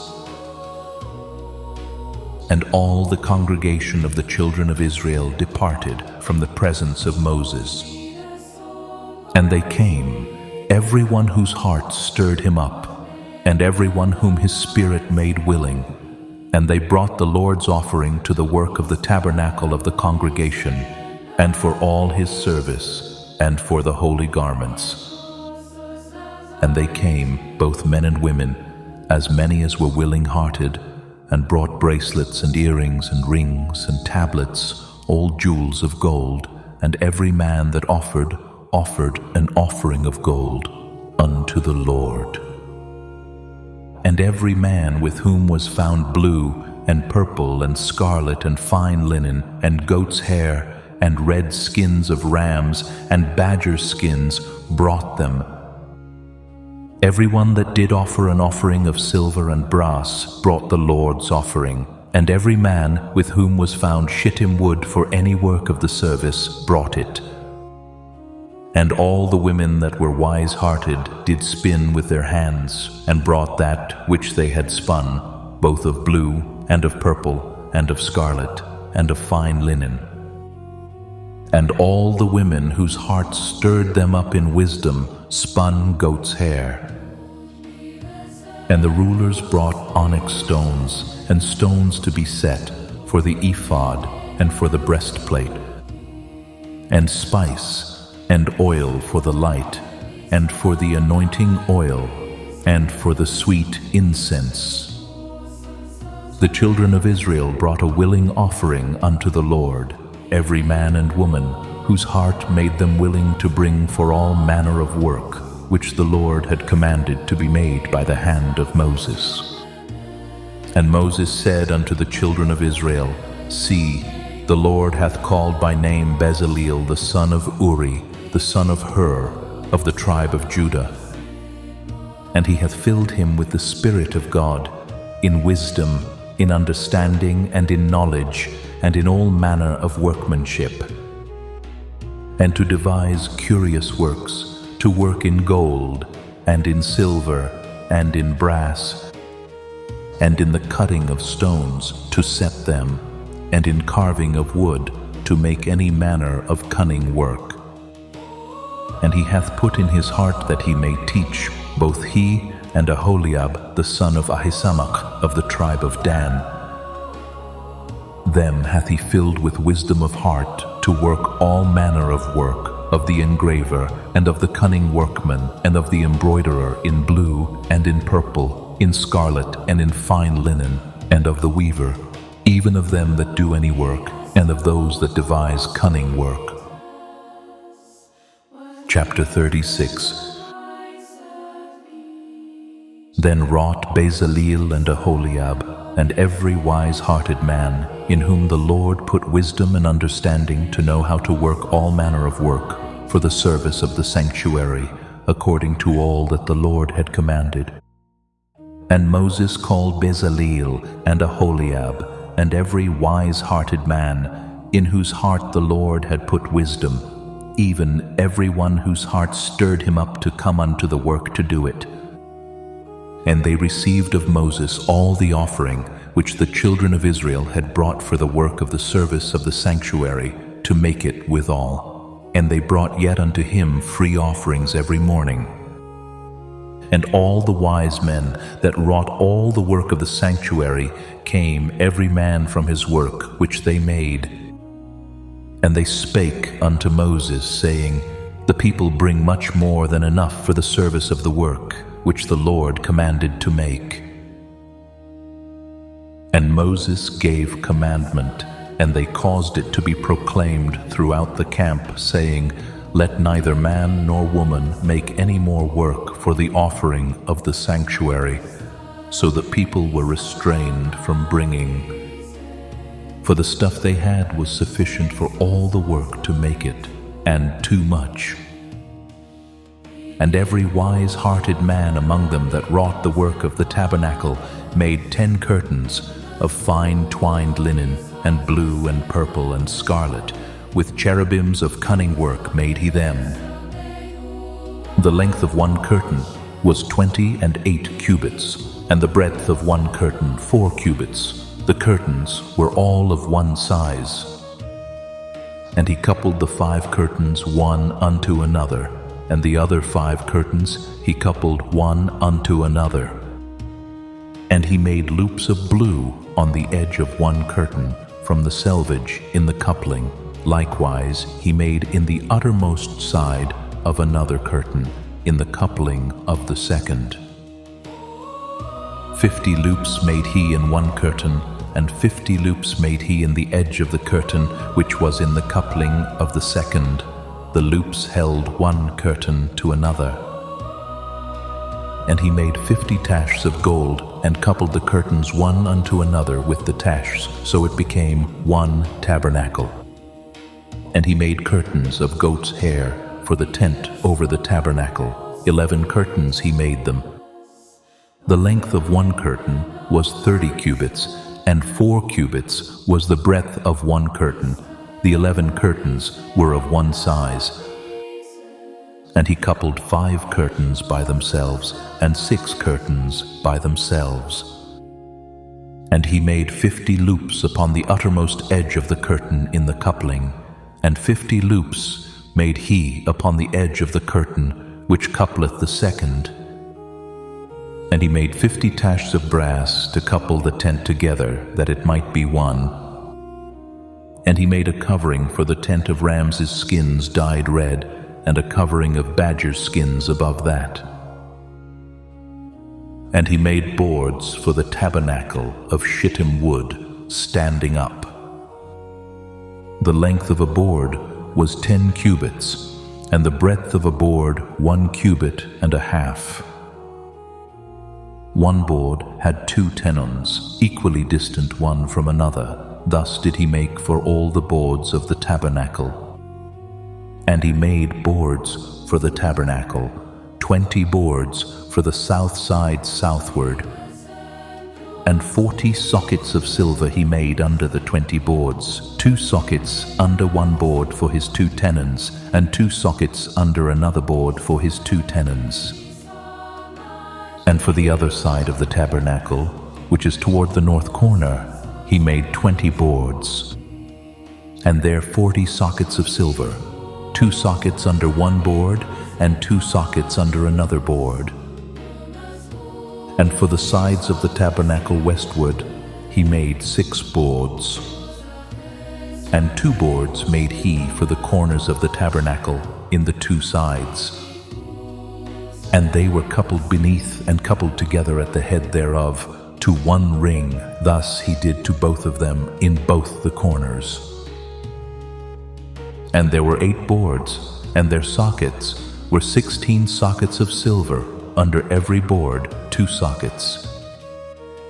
And he made bars of shittim wood, 5 for the boards of the one side of the tabernacle, and 5 bars for the boards of the other side of the tabernacle, and 5 bars for the boards of the tabernacle for the sides westward. And he made the middle bar to shoot through the boards from the one end to the other. And he overlaid the boards with gold, and made their rings of gold to be places for the bars, and overlaid the bars with gold.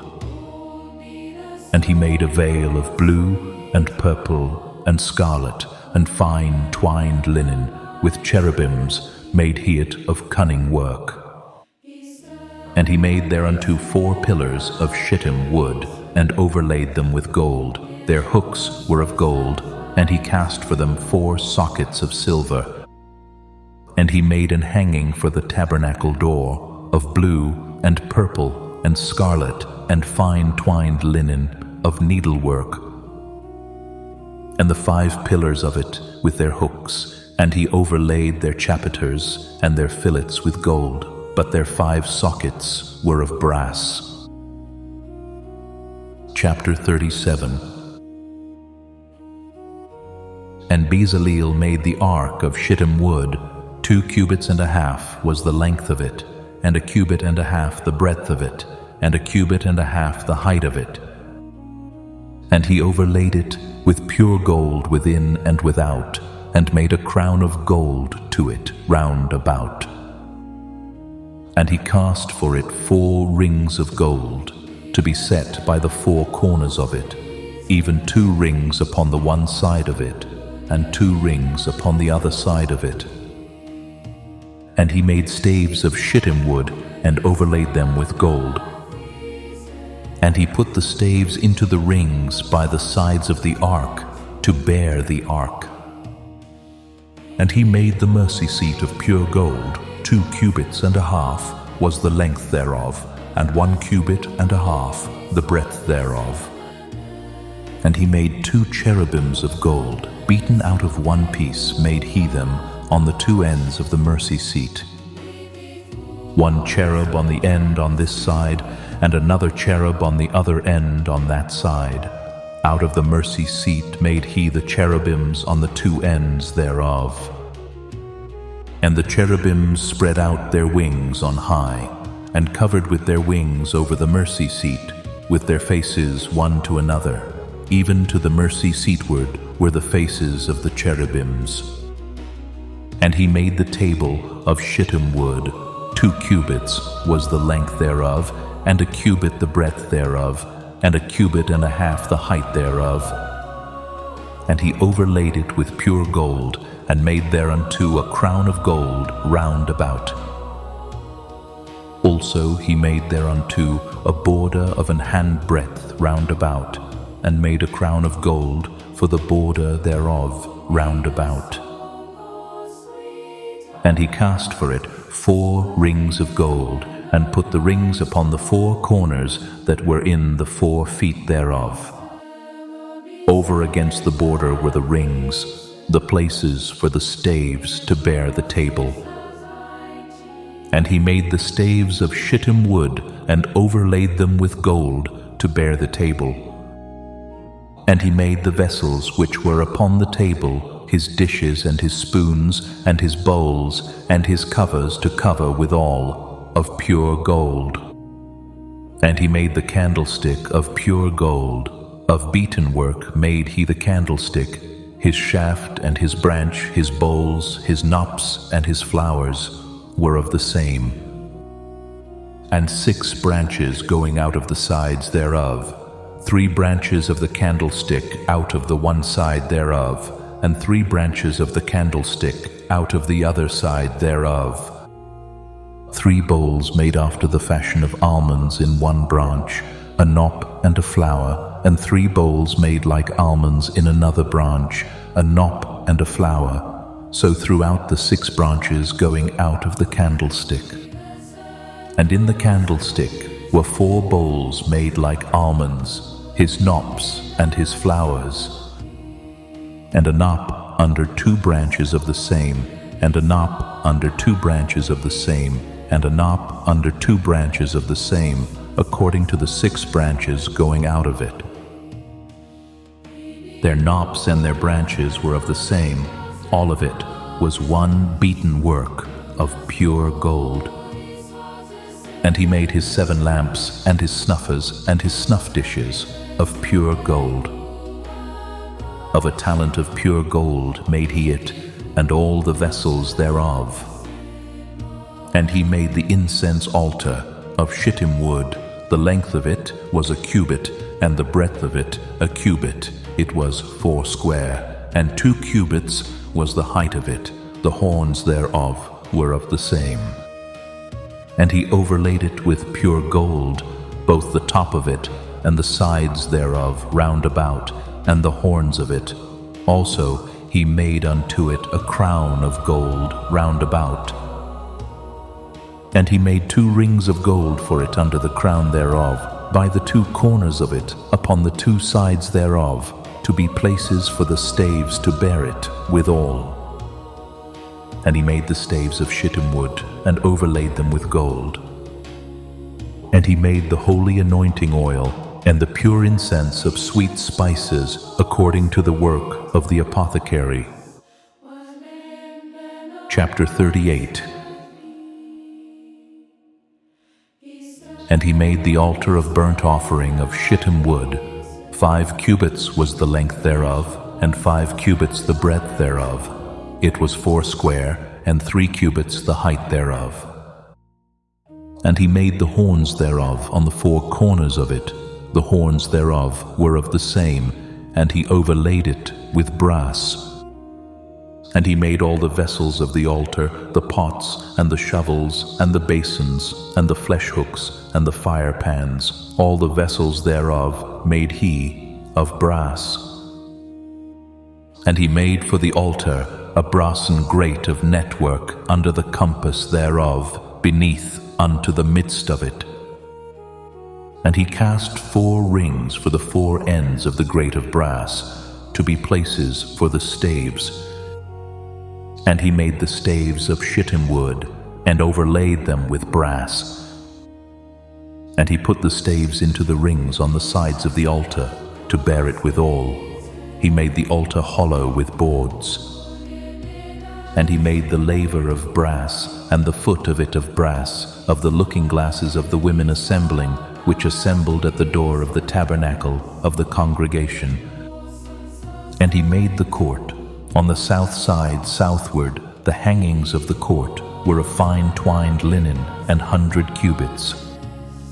Their pillars were 20, and their brazen sockets 20. The hooks of the pillars and their fillets were of silver.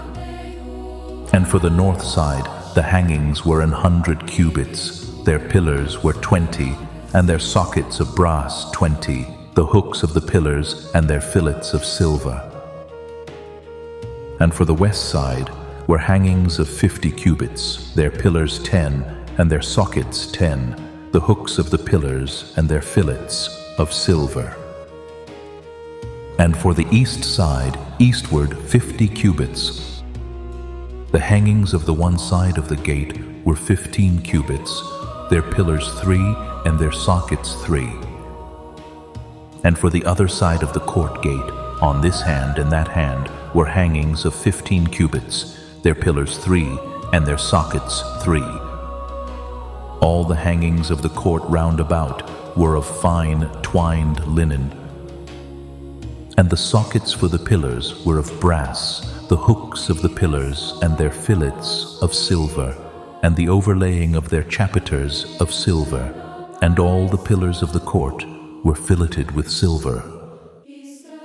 And the hanging for the gate of the court was needlework of blue and purple and scarlet and fine twined linen, and 20 cubits was the length, and the height in the breadth was 5 cubits, answerable to the hangings of the court. And their pillars were 4, and their sockets of brass 4, their hooks of silver, and the overlaying of their chapiters, and their fillets of silver. And all the pins of the tabernacle and of the court round about were of brass. This is the sum of the tabernacle, even of the tabernacle of testimony, as it was counted according to the commandment of Moses, for the service of the Levites by the hand of Ithamar, son to Aaron the priest. And Bezalel the son of Uri, the son of Hur, of the tribe of Judah, made all that the Lord commanded Moses. And with him was Oholiab, son of Ahisamach, of the tribe of Dan, an engraver and a cunning workman, and an embroiderer in blue and in purple and in scarlet and fine linen. All the gold that was occupied for the work in all the work of the holy place, even the gold of the offering, was 29 talents and 730 shekels, after the shekel of the sanctuary. And the silver of them that were numbered of the congregation was 100 talents and 1,715 shekels, after the shekel of the sanctuary, a bekah for every man, that is, half a shekel, after the shekel of the sanctuary, for every one that went to be numbered, from 20 years old and upward, for 600,000 and 3,550 men. And of the 100 talents of silver were cast the sockets of the sanctuary and the sockets of the veil, and 100 sockets of the 100 talents, a talent for a socket. And of the 1,775 shekels he made hooks for the pillars, and overlaid their chapiters, and filleted them. And the brass of the offering was 70 talents, and 2,400 shekels. And therewith he made the sockets to the door of the tabernacle of the congregation, and the brassen altar, and the brassen grate for it, and all the vessels of the altar, and the sockets of the court round about, and the sockets of the court gate, and all the pins of the tabernacle, and all the pins of the court round about. Chapter 39. And of the blue and purple and scarlet they made cloths of service, to do service in the holy place, and made the holy garments for Aaron, as the Lord commanded Moses. And he made the ephod of gold, blue, and purple, and scarlet, and fine twined linen. And they did beat the gold into thin plates, and cut it into wires, to work it in the blue, and in the purple, and in the scarlet, and in the fine linen with cunning work. They made shoulder pieces for it, to couple it together. By the 2 edges was it coupled together. And the curious girdle of his ephod that was upon it was of the same according to the work thereof, of gold, blue, and purple, and scarlet, and fine twined linen, as the Lord commanded Moses. And they wrought onyx stones enclosed in ouches of gold, graven, as signets are graven, with the names of the children of Israel. And he put them on the shoulders of the ephod, that they should be stones for a memorial to the children of Israel, as the Lord commanded Moses. And he made the breastplate of cunning work, like the work of the ephod, of gold, blue, and purple, and scarlet, and fine twined linen. It was foursquare. They made the breastplate double. A span was the length thereof, and a span the breadth thereof, being doubled. And they set in it 4 rows of stones. The first row was a sardius, a topaz, and a carbuncle. This was the first row. And the second row, an emerald, a sapphire, and a diamond. And the third row, a ligure, an agate, and an amethyst. And the fourth row, a beryl, an onyx, and a jasper. They were enclosed in ouches of gold in their enclosings. And the stones were according to the names of the children of Israel, 12 according to their names, like the engravings of a signet, every one with his name, according to the 12 tribes. And they made upon the breastplate chains at the ends, of wreathen work of pure gold. And they made 2 ouches of gold, and 2 gold rings, and put the 2 rings in the 2 ends of the breastplate. And they put the 2 wreathen chains of gold in the 2 rings on the ends of the breastplate. And the 2 ends of the 2 wreathen chains they fastened in the 2 ouches, and put them on the shoulder pieces of the ephod before it. And they made 2 rings of gold, and put them on the 2 ends of the breastplate, upon the border of it, which was on the side of the ephod inward. And they made 2 other golden rings, and put them on the 2 sides of the ephod underneath, toward the forepart of it, over against the other coupling thereof, above the curious girdle of the ephod. And they did bind the breastplate by his rings unto the rings of the ephod, with a lace of blue, that it might be above the curious girdle of the ephod, and that the breastplate might not be loosed from the ephod, as the Lord commanded Moses. And he made the robe of the ephod of woven work, all of blue. And there was an hole in the midst of the robe, as the hole of an habergeon, with a band round about the hole, that it should not rend. And they made upon the hems of the robe pomegranates of blue and purple and scarlet and twined linen. And they made bells of pure gold, and put the bells between the pomegranates upon the hem of the robe, round about between the pomegranates. A bell and a pomegranate, a bell and a pomegranate, round about the hem of the robe to minister in, as the Lord commanded Moses.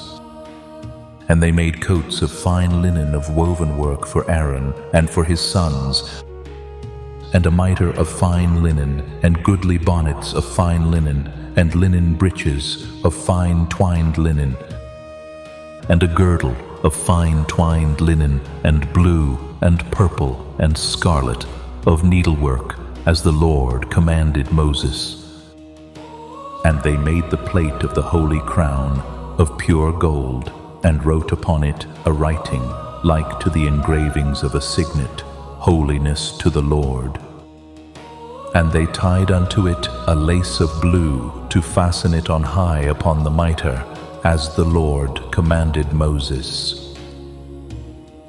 Thus was all the work of the tabernacle of the tent of the congregation finished, and the children of Israel did according to all that the Lord commanded Moses, so did they.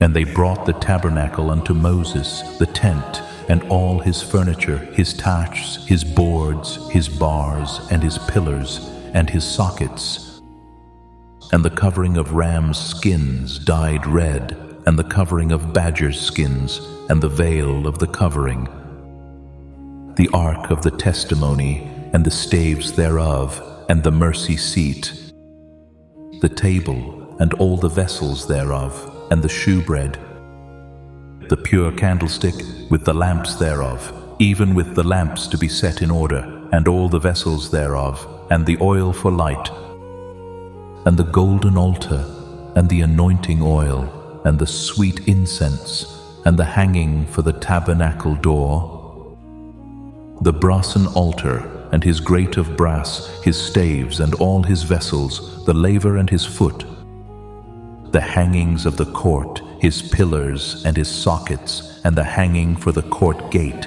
his cords and his pins, and all the vessels of the service of the tabernacle, for the tent of the congregation, the cloths of service to do service in the holy place, and the holy garments for Aaron the priest, and his sons' garments, to minister in the priest's office,